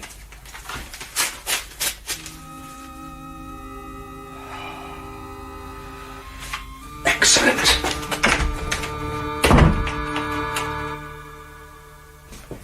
did you find him, Mr. Stone? In a hollow in the wood, Mr. Wither. About a quarter of a mile from the entrance to the tunnel. We followed the track of his feet. Would you be so kind as to lay the stretcher on the bed? And I wonder if he would care for hot water bottles. If he has indeed been underground for as long as we suspect, he might have need of them. Yes, sir. Out of my way. Mr. Frost. Is this him? Well... Is he asleep? I think not. It's more like some kind of trance. You have no doubts, I trust? Well... I think it is he. The nudity is hard to account for on any other hypothesis. The skull is the kind I expected. But the face... I could have sworn that I knew the look of a master. Perhaps we must be prepared for great crudities in him. Certainly. One must not be narrow-minded. No. One may suppose that the masters of that age were not quite so sharply divided from the common people as we are. One not only may suppose it, one must. What we have here is not something surviving from the 5th century. It is the last vestige surviving into the 5th century of something much more remote. Yes. Something that takes us back to pre-glacial periods. Hush, hush. Look, he's opening his eyes.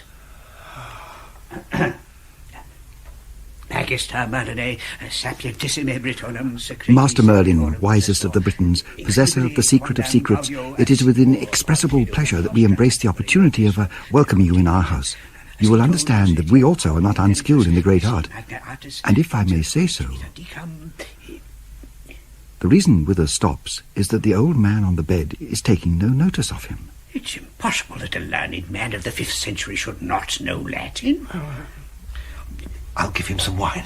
Yes. But the man regards the wine without interest and points instead to a different decanter. I think that our very distinguished guest is trying to indicate the jug. I don't quite know what was provided. Beer. Well, it hardly seems appropriate. Still, we know so little of the customs of that age. As Frost pours the beer, for the first time a gleam of interest comes into the man's face. He snatches the mug eagerly, pushes back the disorderly moustache from his lips, and begins to drink. Back and back goes the grey head. Up and up goes the bottom of the tankard.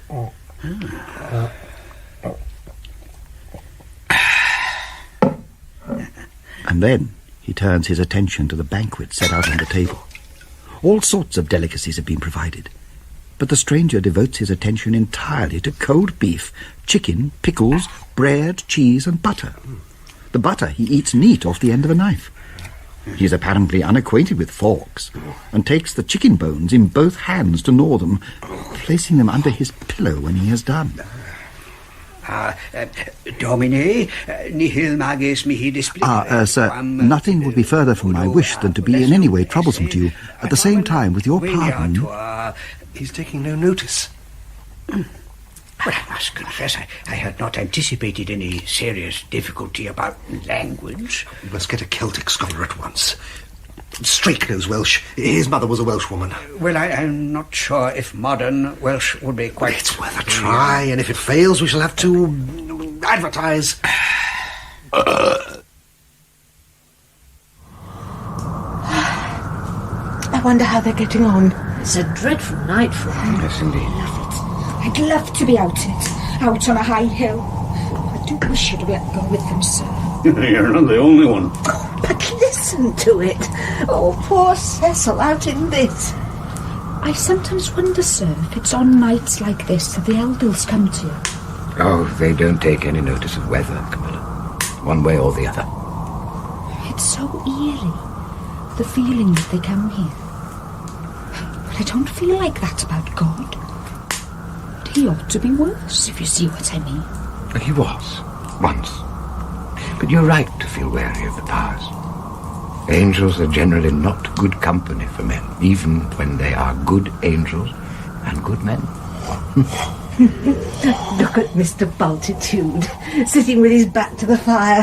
His cheeks are so fat and his eyes so small, it looks as if he's smiling. To have a bear sitting like that in a house like this points to an essential falsity in the running of the place. How do you mean, McPhee? I mean there is a half-hearted attempt to adopt an attitude to irrational creatures which is not consistently maintained.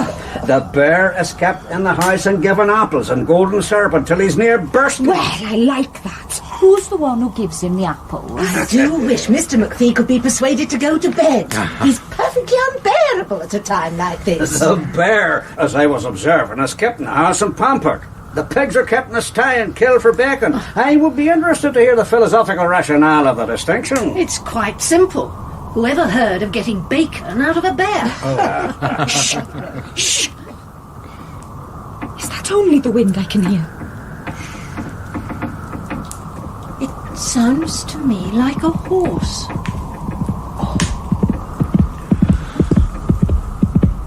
Would you pass me my stick, please, Camilla? McPhee, come with me. You others wait here.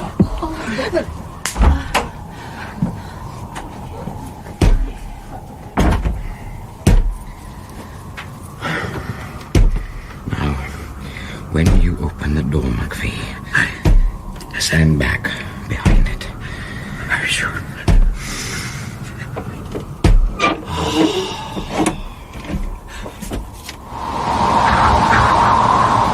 Famule, dic domino huius domus, me venis. Star! In nomine Patris et Filii et Spiritus Sancti, dic mihi quisi. Stand where you are and tell me your name and business. Famule, dic domino. Hello! Tell the lord of this house that I am come.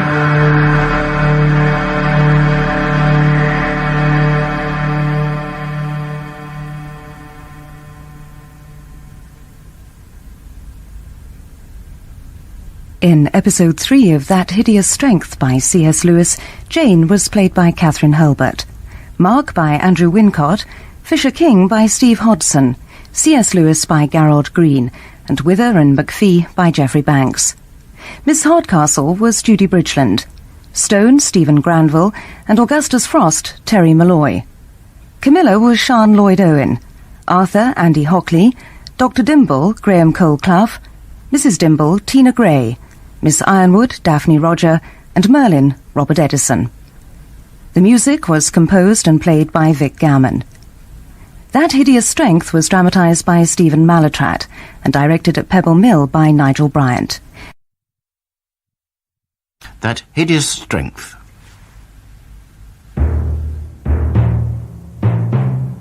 Just as Jane Studdock had foreseen in a dream, Merlin has risen from his tomb in Bragton Wood. But will he side with good or evil? The race is on to secure his services, and Jane, Arthur and Dr. Dimble set out to hunt him down. But the NICE appear to have found him first. A bearded, naked man, he now lies in a bed at their headquarters at Belbury. But surprisingly, he doesn't understand Latin, and the NICE must advertise for an expert in other ancient languages. Meanwhile, at St. Anne's, Mr. Fisher King and the circle of friends who are all that remain of the legendary kingdom of Logra are waiting for Jane and her companions to return. When out of the wind and rain they hear a horse approaching, and a fist beats at the door.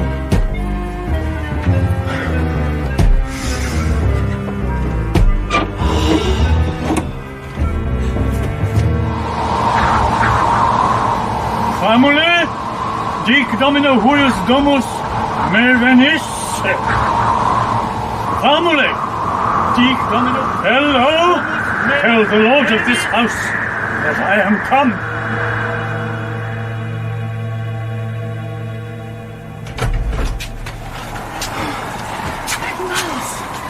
Wonderful to be back. How are you, Doctor? Oh, when I've got my breath back, I'll be fine. Oh, what a night. Oh. Where is everybody? Didn't they wait up for us? Look, there's McPhee, behind the chair. Extraordinary place to fall asleep. Is he asleep? McPhee? McPhee? Are you all right, McPhee? I'm all right. There's been a man here. What sort of a man? Oh, well, it's not easy to... I fell asleep as he was talking, to tell you the truth. What do you mean? I just can't bring to mind what he was saying. Lord save it! He had the director with him! What? I know. Now what happened? He hypnotised me. There was a horse, too. I remember the horse. Come on. If he's here, we'll find him. Look. Miss Ironwood, Mrs. Dimble and Camilla are all fast asleep. Mr. Bultitude, too. They're all right. It must be the same as he did to me. We've no time to wake them. Go on. Nothing here. Nor here. Try upstairs. There are lights on. Excuse me. I think perhaps I'd better go first. Right. Up to the first landing, they are in darkness. On the second and the last, the light falls from above. Jane, who is last, sees McPhee and Dr. Dimble stop dead on the second landing. Forcing her tired limbs to run, Jane gets beside them and sees what they do. Looking down on them from the balustrade are two men. One, Mr. Fisher King, the director, standing straight and still without his stick. The other, a huge monster of a man. And this stranger is speaking in Latin and pointing at her. Vir optime, in domo tua feminam falsissimam omnium qui nunc vivo. You have in your house the falsest lady of any at this time alive. Vir optimi faleris. Sir, you are mistaken. She is doubtless, like all of us, a sinner. But the woman is chaste. Sir, know well that it was the purpose of God that she and her lord should between them have begotten a child, by whom the enemies would have been put out of Logre for 1,000 years. For 100 generations, in 2 lines, the begetting of this child was prepared, and unless God should rip up the work of time, such seed shall never be again. She is but lately married. The child may yet be born. Be assured that the child will never be born, for the hour of its begetting is past. It is as well that Jane cannot understand Latin. More than that they speak of her, she cannot tell. Dimble, however, understands all, and is therefore appalled to hear... It would be great charity if you gave order that her head should be cut from her shoulders, for it is a weariness to look at her. Director, what in heaven's name is the meaning of this? What are you doing with that bloodthirsty old man? This man is Merlinus Ambrosius. Merlin. The NICE at Belbury thought that if he came back, he would be on their side. I find he is on ours. Do I understand, Mr. Director, that you're asking us to accept this person as a member of our organisation? He is a member of the organisation. I must ask what inquiries have been made into his credentials. It would be hard to explain to you my reasons for trusting Merlinus Ambrosius. But no harder than to explain to him why I trust you. Now, come. You have none of you slept tonight. Apart from you, of course, McPhee. I did so. Jane, before you retire, would you bring up a bottle of Burgundy? Yes. And light the fire in the blue room. And sleep comes to all. In the morning, after he has bathed, Liam! Merlin calls loudly for oil. Deniston's exertions while shopping in the village finally produce a tin of brilliantine, which Merlin uses so freely that his hair and beard glisten, and the sweet, sticky smell fills the blue room. That is why Mr. Bultitude, the bear, paws so insistently at the door that he is finally admitted, and now sits as near the magician as he can possibly get, his nostrils twitching. He has never smelt such an interesting man before. Sir, I give you great thanks. You are welcome. I cannot understand the way you live, and your house is strange to me. You give me a bath such as the Emperor himself might envy, but no one attends me to it. A bed, softer than sleep itself, and when I rise from it, I find I must put on my own clothes, as if I were a peasant. You eat dry and tasteless flesh, but it is off plates as smooth as ivory and as round as the sun. Does your wound pain you? No, it is not the wound. We have terrible things to talk of. Sir, I could take all the anguish from your heel as though I were wiping it out with a sponge. Give me but 7 days to renew old acquaintance. These fields and I, this wood and I, have much to say to one another. You might find the country much changed. No, I do not reckon to find it much changed. Not changed. Through me, you can suck up from the earth oblivion of all pains. No. No, you were not dug up from the earth to give me a plaster for my wound. We have drugs that could cheat the pain as well as your earth magic, or better, if it were not my business to bear it to the end. I hear and obey, but I meant no harm. If not to heal your wound, yet for the healing of Logre. You will need my commerce with field and water. It will not be changed, you know. Not what you would call changed. And the Merlin seems like something that ought not to be indoors.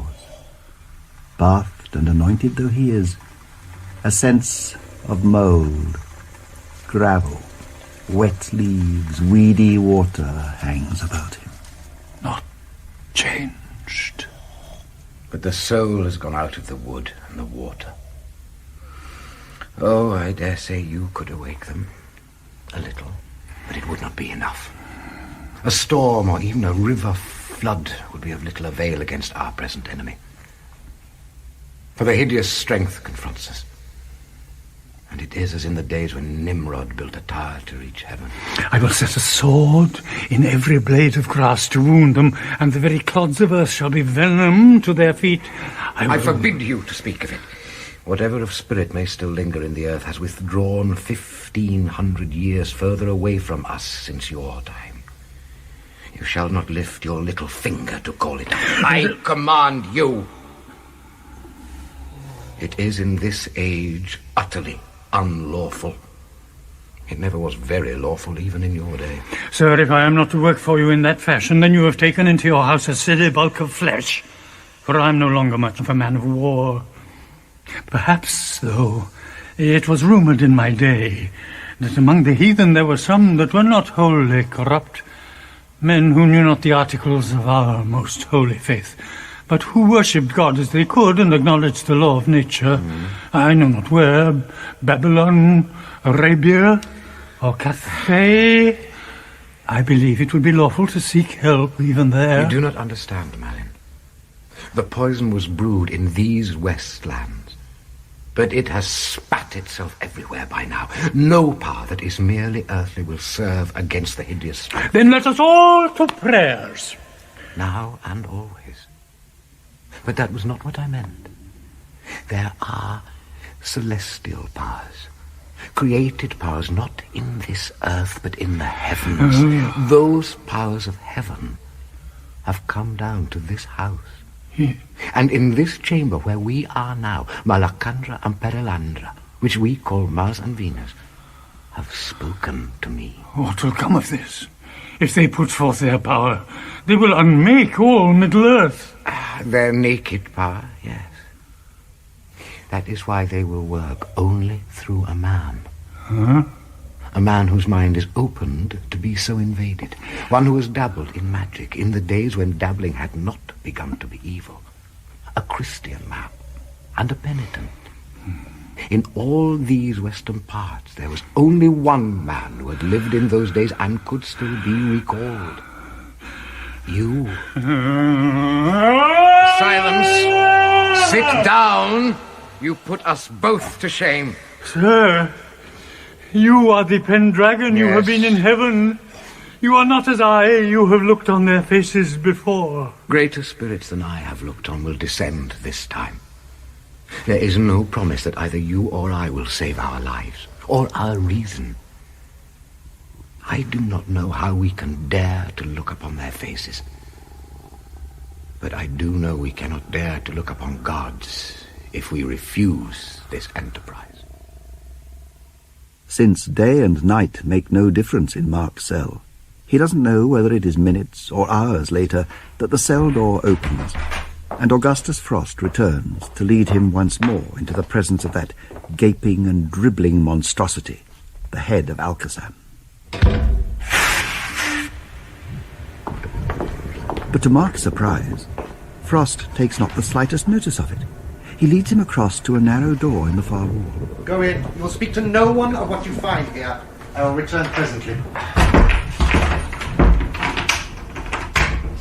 It is an empty committee room. A cold, grey place with unhappy proportions. Ugly place. He notices the door. He wonders if he is the victim of an optical illusion. No. The point of the arch isn't in the centre. The whole thing's lopsided. He notices spots on the ceiling. But they're not dirt or discoloration. They're deliberately painted on. Not a great many of them. 30? Or is it 100? I'm not counting them. I'm not falling into that trap. They'd be hard to count. They're so irregularly placed. Or are they? Perhaps it's some sort of pattern up there. Yes, there's 5 in that little group to the right. Almost regular. Come on, stop it. This is what they want you to do. The pictures round the walls belong to a school of art with which he is already familiar. A young girl, her mouth open. And the inside of her mouth thickly overgrown with hair. A giant mantis playing fiddle. While being eaten by another mantis. A man with corkscrews instead of arms, bathing in a sadly coloured sea. And then the pictures with scriptural themes. But in every one, something is odd, out of place. Who is that person standing between the Christ and Lazarus? Why are there so many beetles under the table in the Last Supper? The very ordinariness of the pictures becomes their supreme menace. Like the ominous surface innocence at the beginning of some dreams. I suppose this room is the first step towards achieving what they'll call my objectivity. Ah, yes, objectivity. The process whereby all specifically human reactions are killed in a man, so that he might become fit for the fastidious society of the macrobes. And there'll be worse things, that's for sure. God knows what. Eating abominable food, dabbling in dirt and blood, performing calculated obscenities. But after an hour or so, this long, high coffin of a room begins to produce on Mark an effect which his instructor has probably not anticipated. The built and painted perversity has the effect of making him aware, as he has never been aware before, of this room's opposite. As the desert teaches men to love water, or as absence reveals affection, there rises up against this background of the sour and the crooked some kind of vision of the sweet and the straight. He's not thinking in moral terms at all. He is thinking of something he vaguely calls the normal. And it's all mixed up with Jane. And Friday. And soap. And sunlight.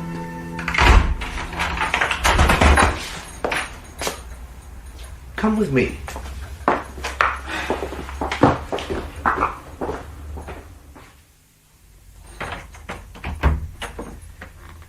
You must remain here, on duty, until you are relieved. On duty? If the patient on the bed speaks or stirs, you are to ring the deputy director immediately. You are to say nothing.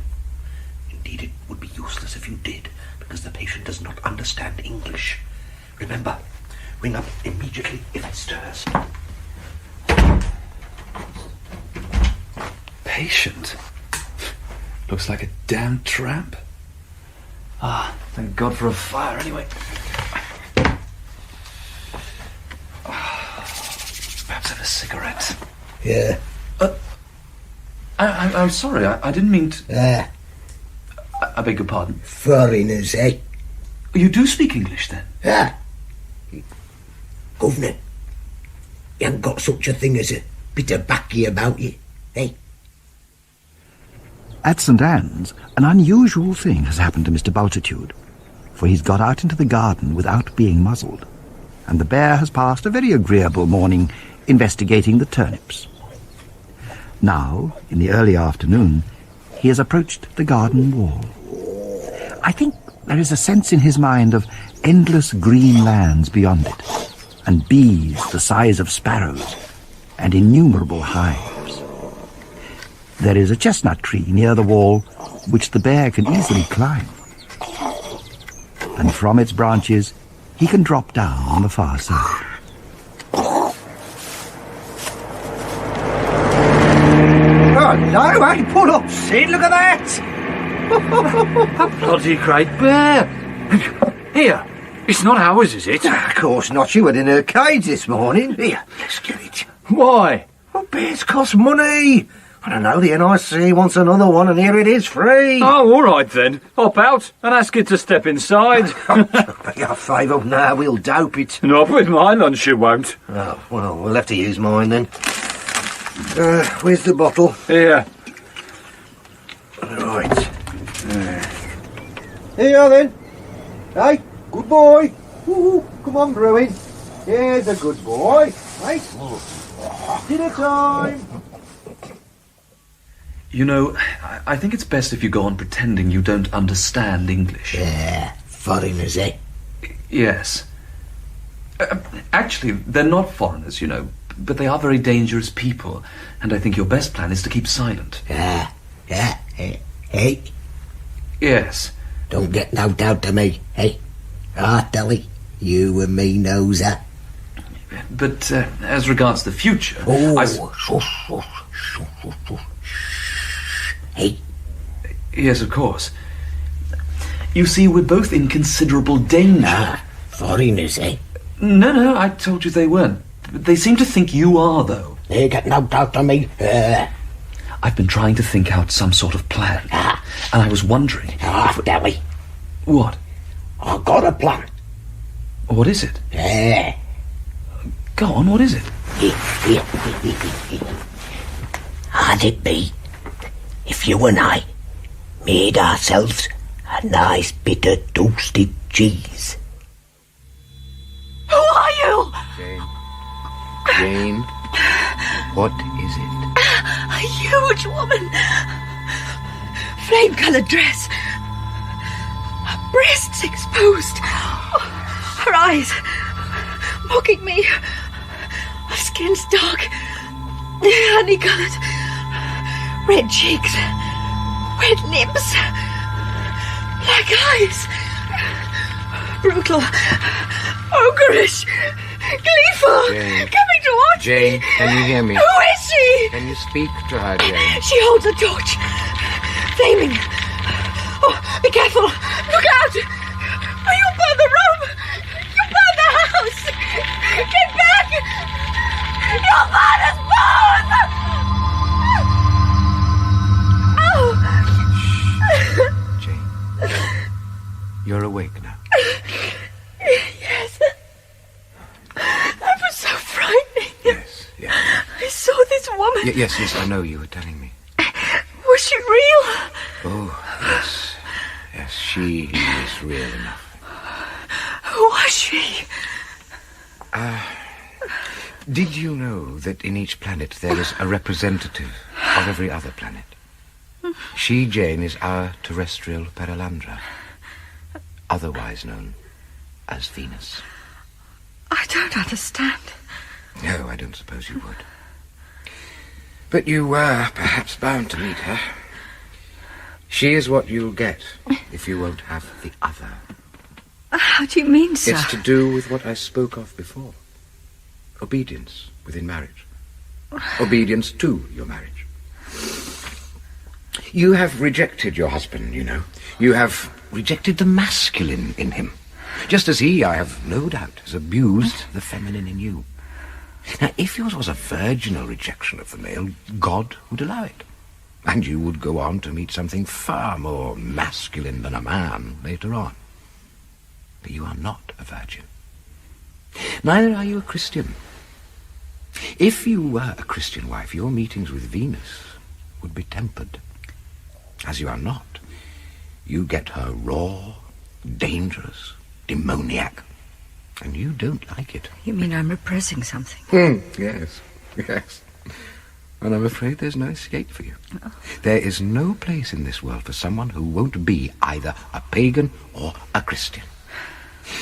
You have recoiled from the invasion of your body in marriage through what the old poets called danger.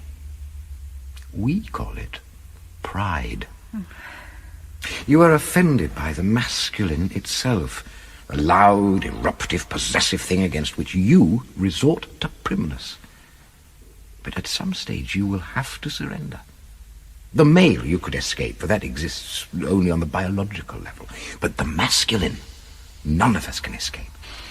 What is above and beyond all things is so masculine that we are all feminine in relation to it.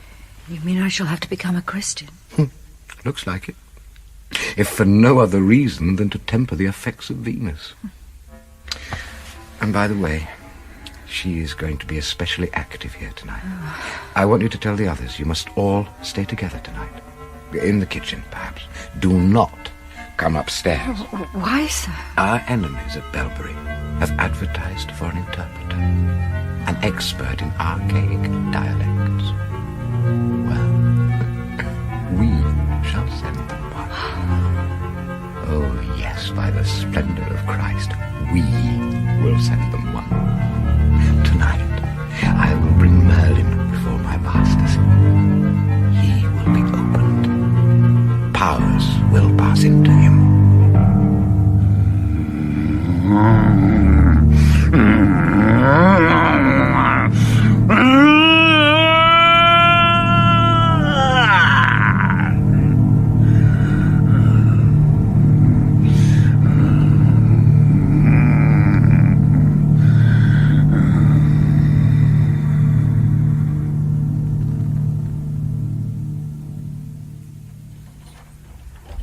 Who's this?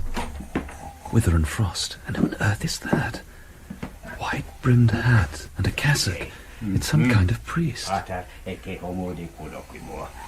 why is Wither talking to him in Latin? Eu videtur omnes linguas nostras ignorare, atque a nobis cura est, atque Wish I knew Latin. Laboramus ut comperiamus qui sit in veritate. Seems to be something about the old tramp. Interroga civis sed non latine, non intelligit. Non, Domine. Lingua antiqua.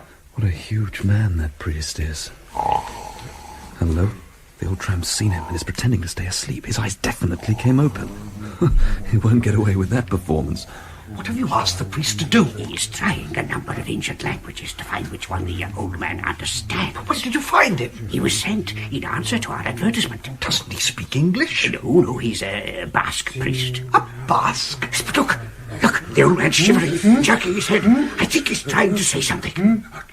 He is. He's whispering back. What in heaven's name is going on? The priest looks scared. What's he saying? Quick, tell the priest to translate. Domine, Latine civis. Mihi dicit. Mihi dicit. Oh, impossible est. Senex mihi dicit se esse Merlinum ambrosium. Somno quindicim secularum sub terra regresso. What's he doing? With us, quick, stop him. What did he say? He said the old man told him that he is who we thought he was, returned from a sleep of 15 centuries beneath the ground. Oh, my God. This is pure lunacy. They're kneeling. They're kneeling to the tramp. I don't believe it. They're kissing his hand. Mr. Wither, I wonder if you would spare a moment outside. Certainly. Studdock, you stay here with the priest and the patient. Oh, blimey. They couldn't have believed it. It's a knockout. A fair knockout. There's something extraordinary about that priest. He's absolutely huge. And his eyes are remarkable. I wish he wouldn't look at me like that. I wish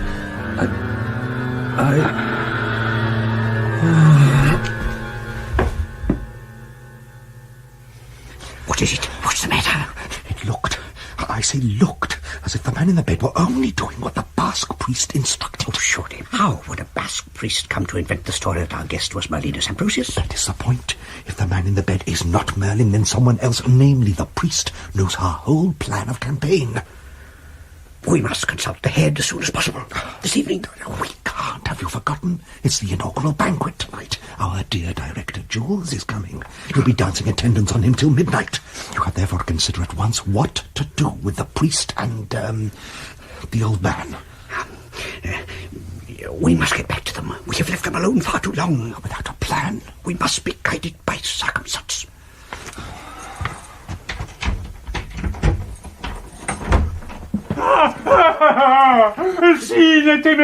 I cannot stay here. This Merlinus is a diabolist, a worker of infernal miracles. Look what he did to the poor young man the moment you had left the room. He sent him to sleep merely by looking at him. The evil eye. Silence and listen. If you do what you are told, no harm will come to you. If you do not, you will be destroyed. Ask Merlinus what we should do now. Get on. He says he must bathe and be dressed, then he must be taken through your house and shown the secrets. Tell him that it will be a very great pleasure and privilege. He says that he will go with one of you alone. With you, sir. Me? He says it is an old habit of his to be obeyed.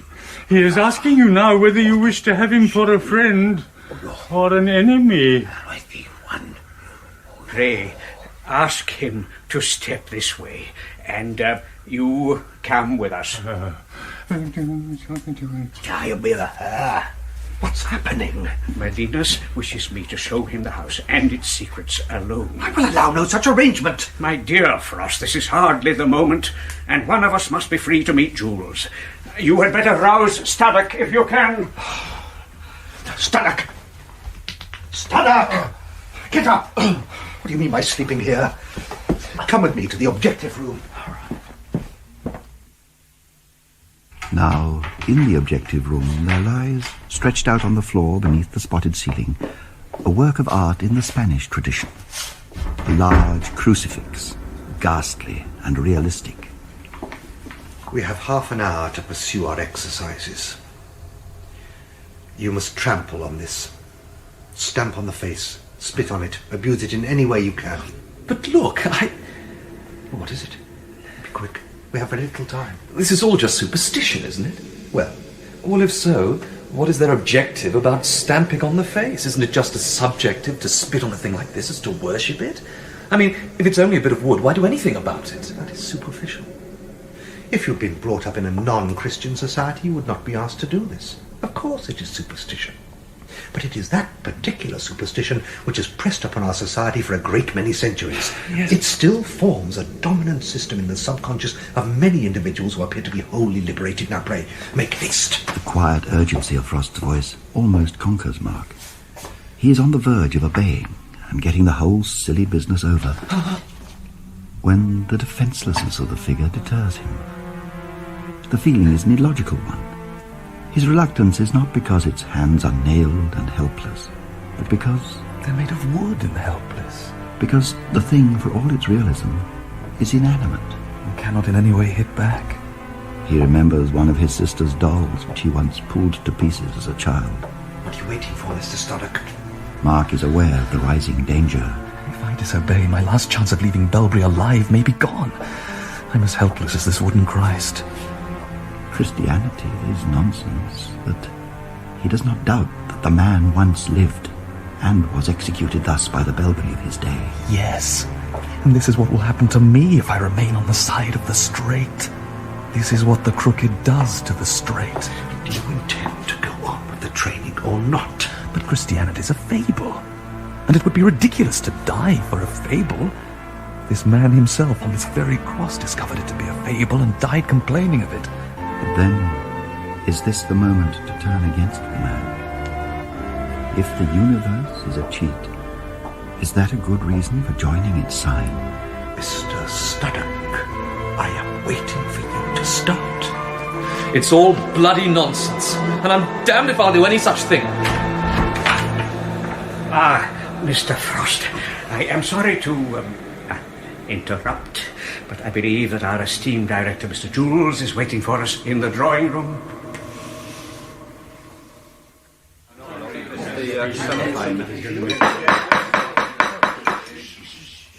Ladies and gentlemen, it is with great pleasure.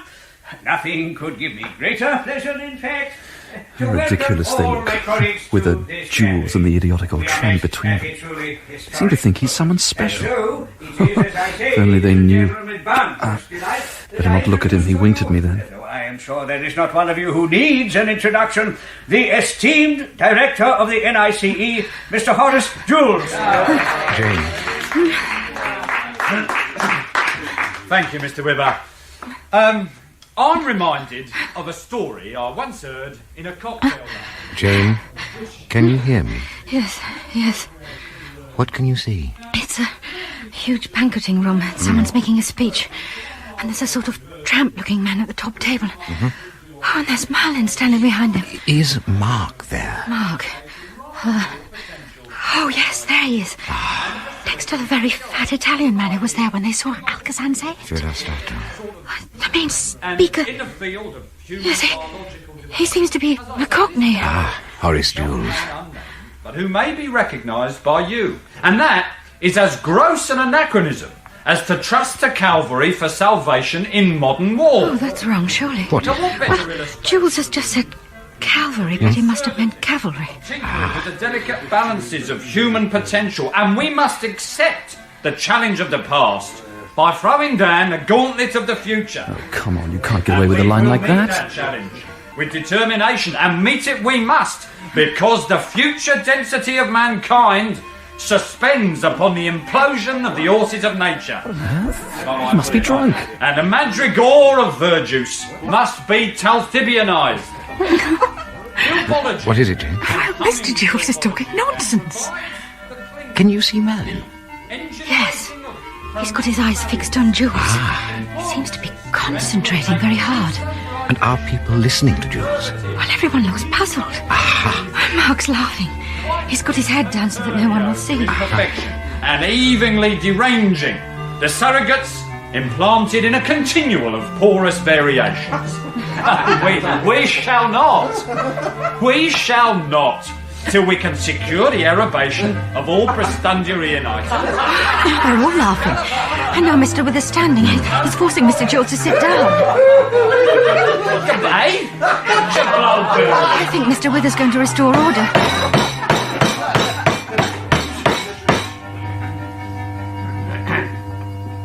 Tidies and Fugelman, I feel for that we all most deeply debate the defensible, though I trust lavatory expenditure means to have submitted our received inspector.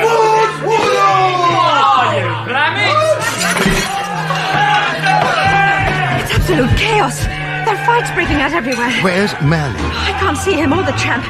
Oh, there's Miss Hardcastle. Yes. She's locking the doors. She's locking everyone in. And there's Lord Feverstone. He's climbing out through a serving hatch. Now Wither and Jules are fighting. Oh, no! Miss Hardcastle's got a gun. She's shot Horace Jules. Oh, no! What is it, Jane? There's something under the tables. Everyone's terrified. What is it? I don't know. There, it's gone again. Oh, there. Black and torn his stripes. It's a tiger! They've all panicked. They're trying to get out of the door. And it's locked. People are being trampled. Oh, the tiger, it's got Miss Hardcastle. Oh, that's horrible. And now there's a wolf. And a snake. Where are they coming from? The vivisection. I think Merlin has released the vivisection. And a gorilla. Oh, they're killing everyone. They're not eating them, just killing them and going on to the next. And an elephant. It's lifting someone in its trunk, dashing it to the ground. It's trampling all over people. There's blood and bones and food and flesh all mixed together. And it's trampling in them. 3 men know a way out of that hole, and 3 men know the secret inner sanctum, where with its tubes and dials, its regulated blood and induced breathing, the ghastly head of Alcazan hangs on its bracket. Picture them now.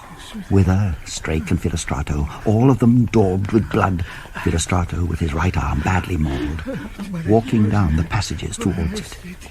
Filostrato is not an initiate. He knows nothing of the macrobes. He believes that his skill and his skill alone has really kept that brain alive.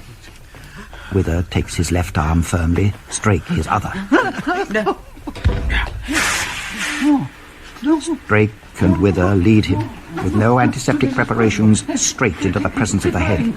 He wants to protest. Such carelessness could undo all his work. But his attempt is absurd, for language is now denied him. He watches as his two guides take off their clothes. They pluck his off, too. When the right sleeve, stiff with his blood, does not move, Wither rips it with a knife. And they stand naked before the head. Gaunt, big-boned Straik, Wither, an obscene senility, Filostrato, a wobbling mountain of fat. Then the high ridge of terror, from which Filostrato is never again to descend, is reached. For what he thinks impossible begins to happen. No one reads dials nor adjusts the pressure, yet the dead man's mouth moves. Adore! And they drop to their knees.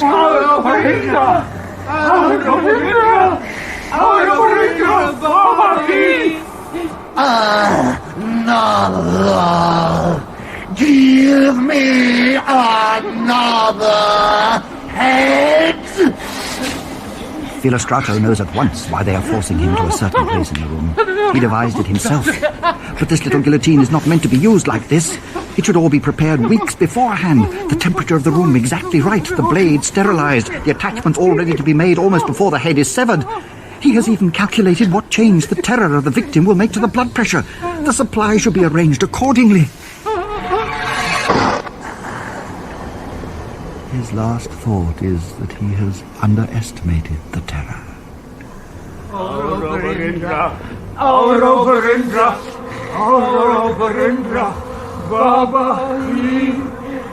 But almost before the fat, dead legs and buttocks of the Italian cease quivering, the same thought strikes Straik and Wither.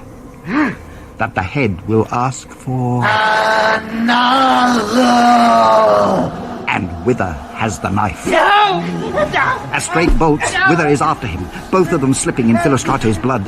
Wither slashes repeatedly with his knife. He has not strength to cut through the neck, but he has killed him. Wither stands, but there is something there. Something is moving. Could it be that they did not shut the outer door?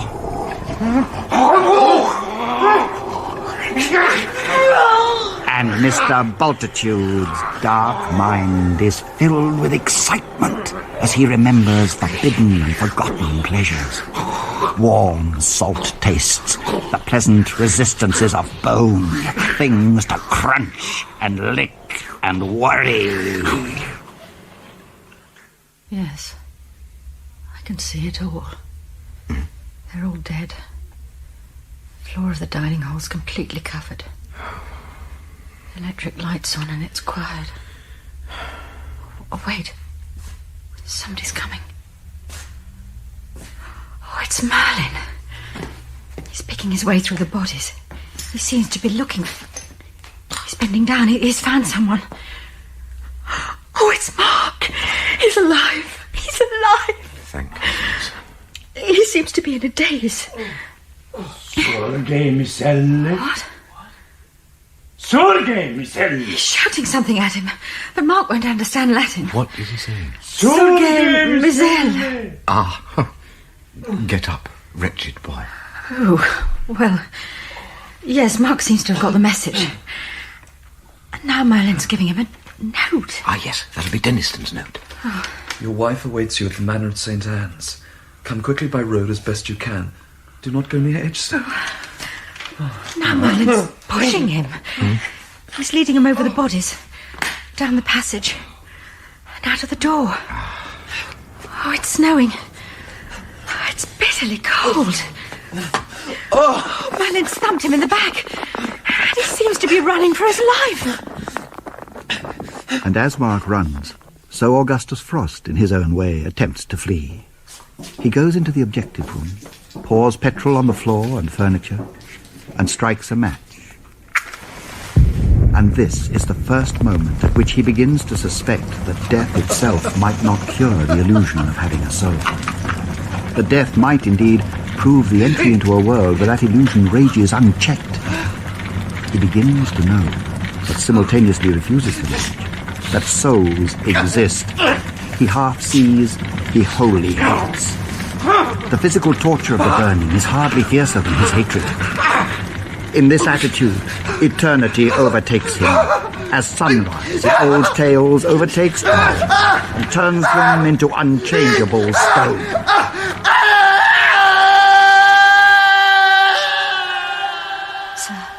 Sir, now I can see Lord Feverstone.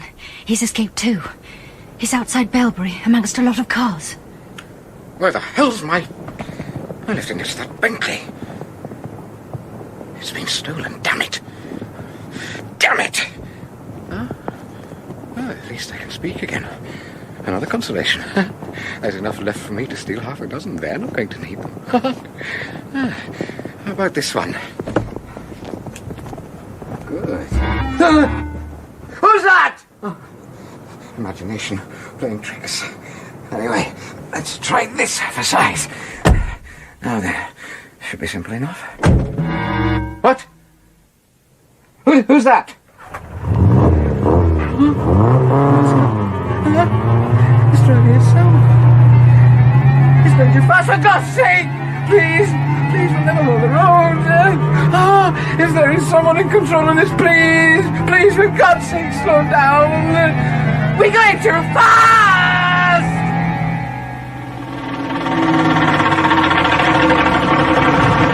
They're in Birmingham way? Roughly. At least I'm going to St. Anne's. Oh, well, I can take you to the turn-off. That'll save you a bit. Thanks.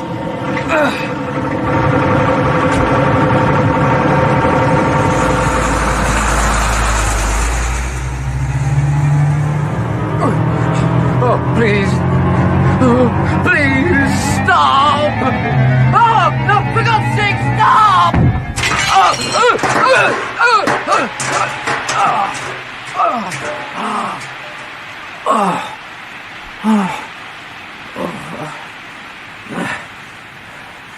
Could have been worse.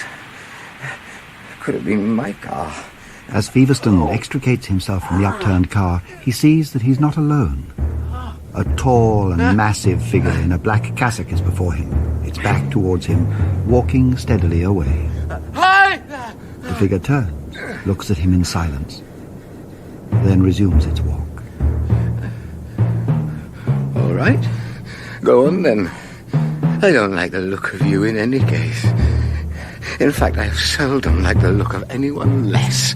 The black figure comes to a gate. Next moment... How the hell did that happen? The man is over the gate and on the horse's back and off at a canter across the field that rises milk-white with snow to the skyline. Well, good riddance. Where does that leave me? Where the hell am I? When all this is finished, Mrs. Dimble, what will the director do? He has longed to go back to Perilandra, Jane, to Venus. It's a sort of homesickness. One can see it in his eyes. Oh. I wonder if you will ever see Merlin again. Oh, I don't think so. I don't think either he or the director expected him to come back. No. When I saw him in my vision with all those dreadful things happening all around him, you could see in his face that he was a man used up to the last straw. What on earth's that? If the war was still on, I'd have said it was a bomb. Come and look. Look. What? Look how bright it is over Edgestone. It's as bright as day. And so hot.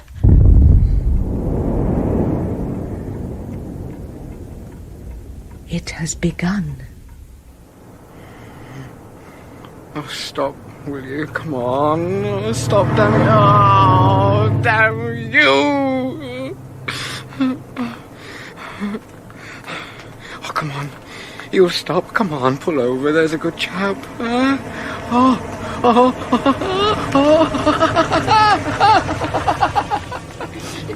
You're going to Edgestone? Fuck hell! But Edgestone's back there, if that's what you fancy. All right, then.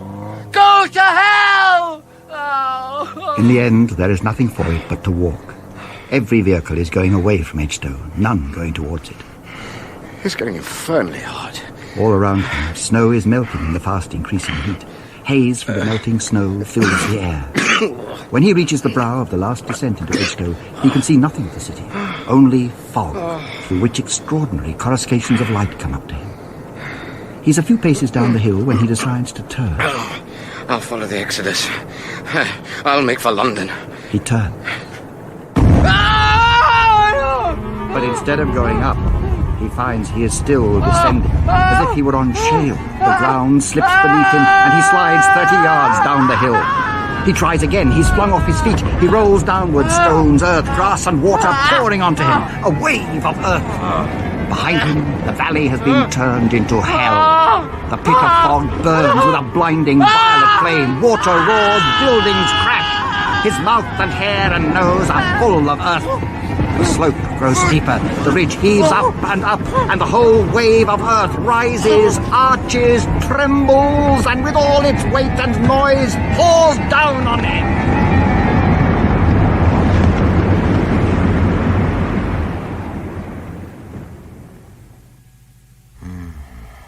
Are you tired, sir? Is the pain bad? No, Grace, it isn't that. But now that it's so nearly time for me to go, all this begins to feel like a dream. I suppose you have to go, sir. Ah, my dear. What else is there to do? I shall be sorry to leave Logra, but I have not grown a day older since I came back from Perilandra, and there is no natural death to look forward to. My wound will only be healed in the world where it was God. That is clean contrary to the observed laws of nature. It is not contrary to the laws of nature. Your mistake is to think that the laws you've observed on this planet are universal laws, and there are always exceptions in any system. Not many exceptions to the law of death have come my way. If you two don't stop arguing, I think I shall make you marry one another. Can you tell me, sir, what you mean by Logra? Ah, Logra. You tell her, Dr. Dimble.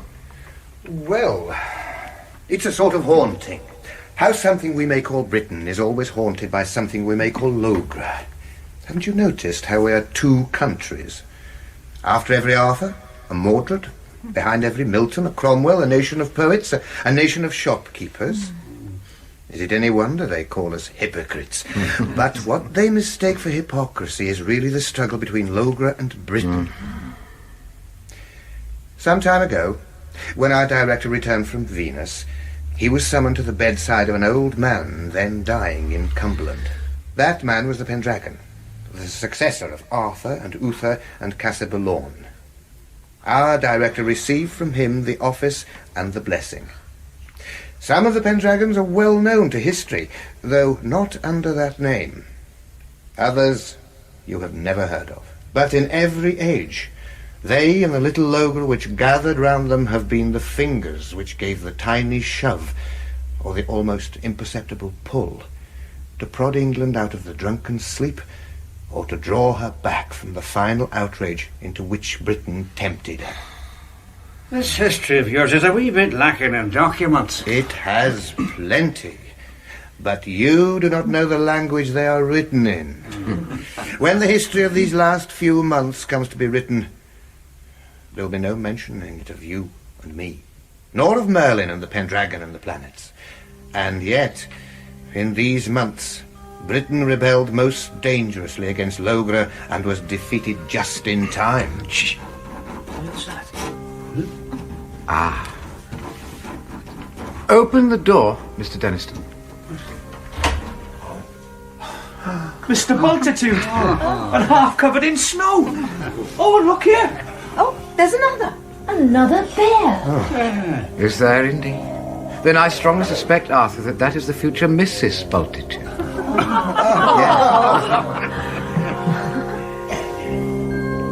Look how bright it is outside.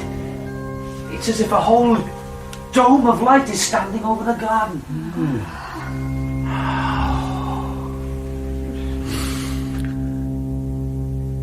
Open all the windows. The vessel in which I must ride is now almost within the air of this world. As Mark draws near St. Anne's, his mind is not at ease. He knows he is going to meet Jane. Moments of unforgettable failure in their short married life rise in his mind. In the past, he has thought of what he called Jane's moods. Now he thinks of his own clumsy importunity.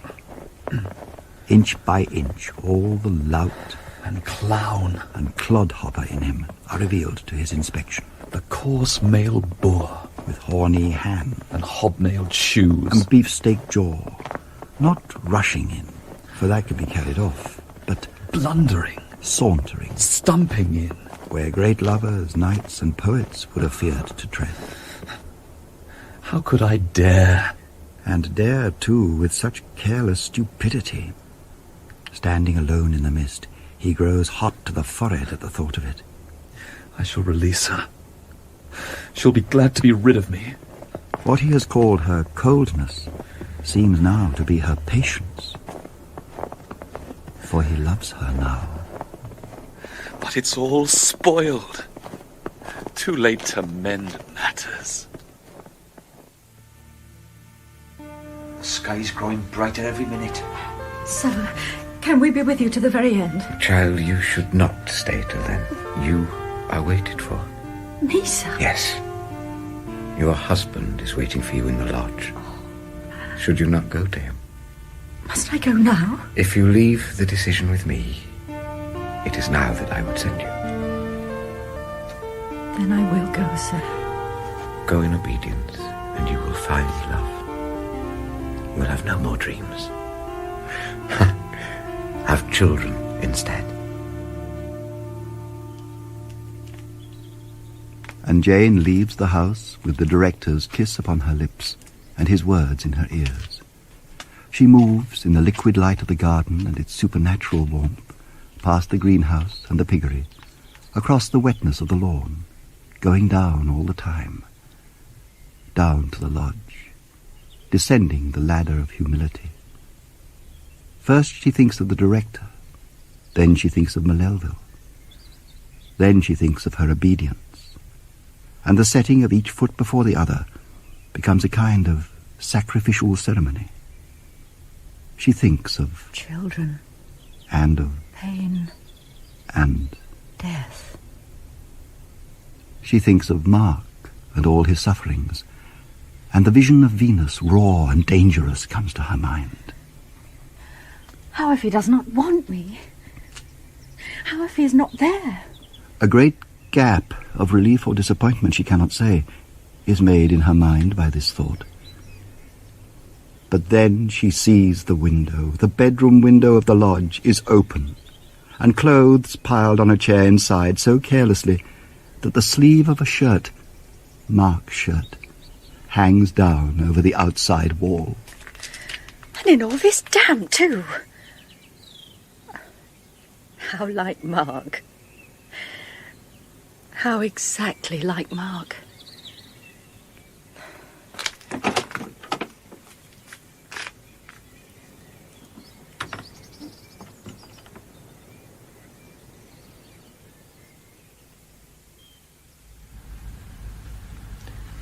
In the final episode of That Hideous Strength by C.S. Lewis, Jane was played by Kathryn Hurlbutt, Mark by Andrew Wincott, Feverstone and Fisher King by Steve Hodson, McPhee and Wither by Geoffrey Banks, C.S. Lewis by Garard Green, and Merlin by Robert Edison.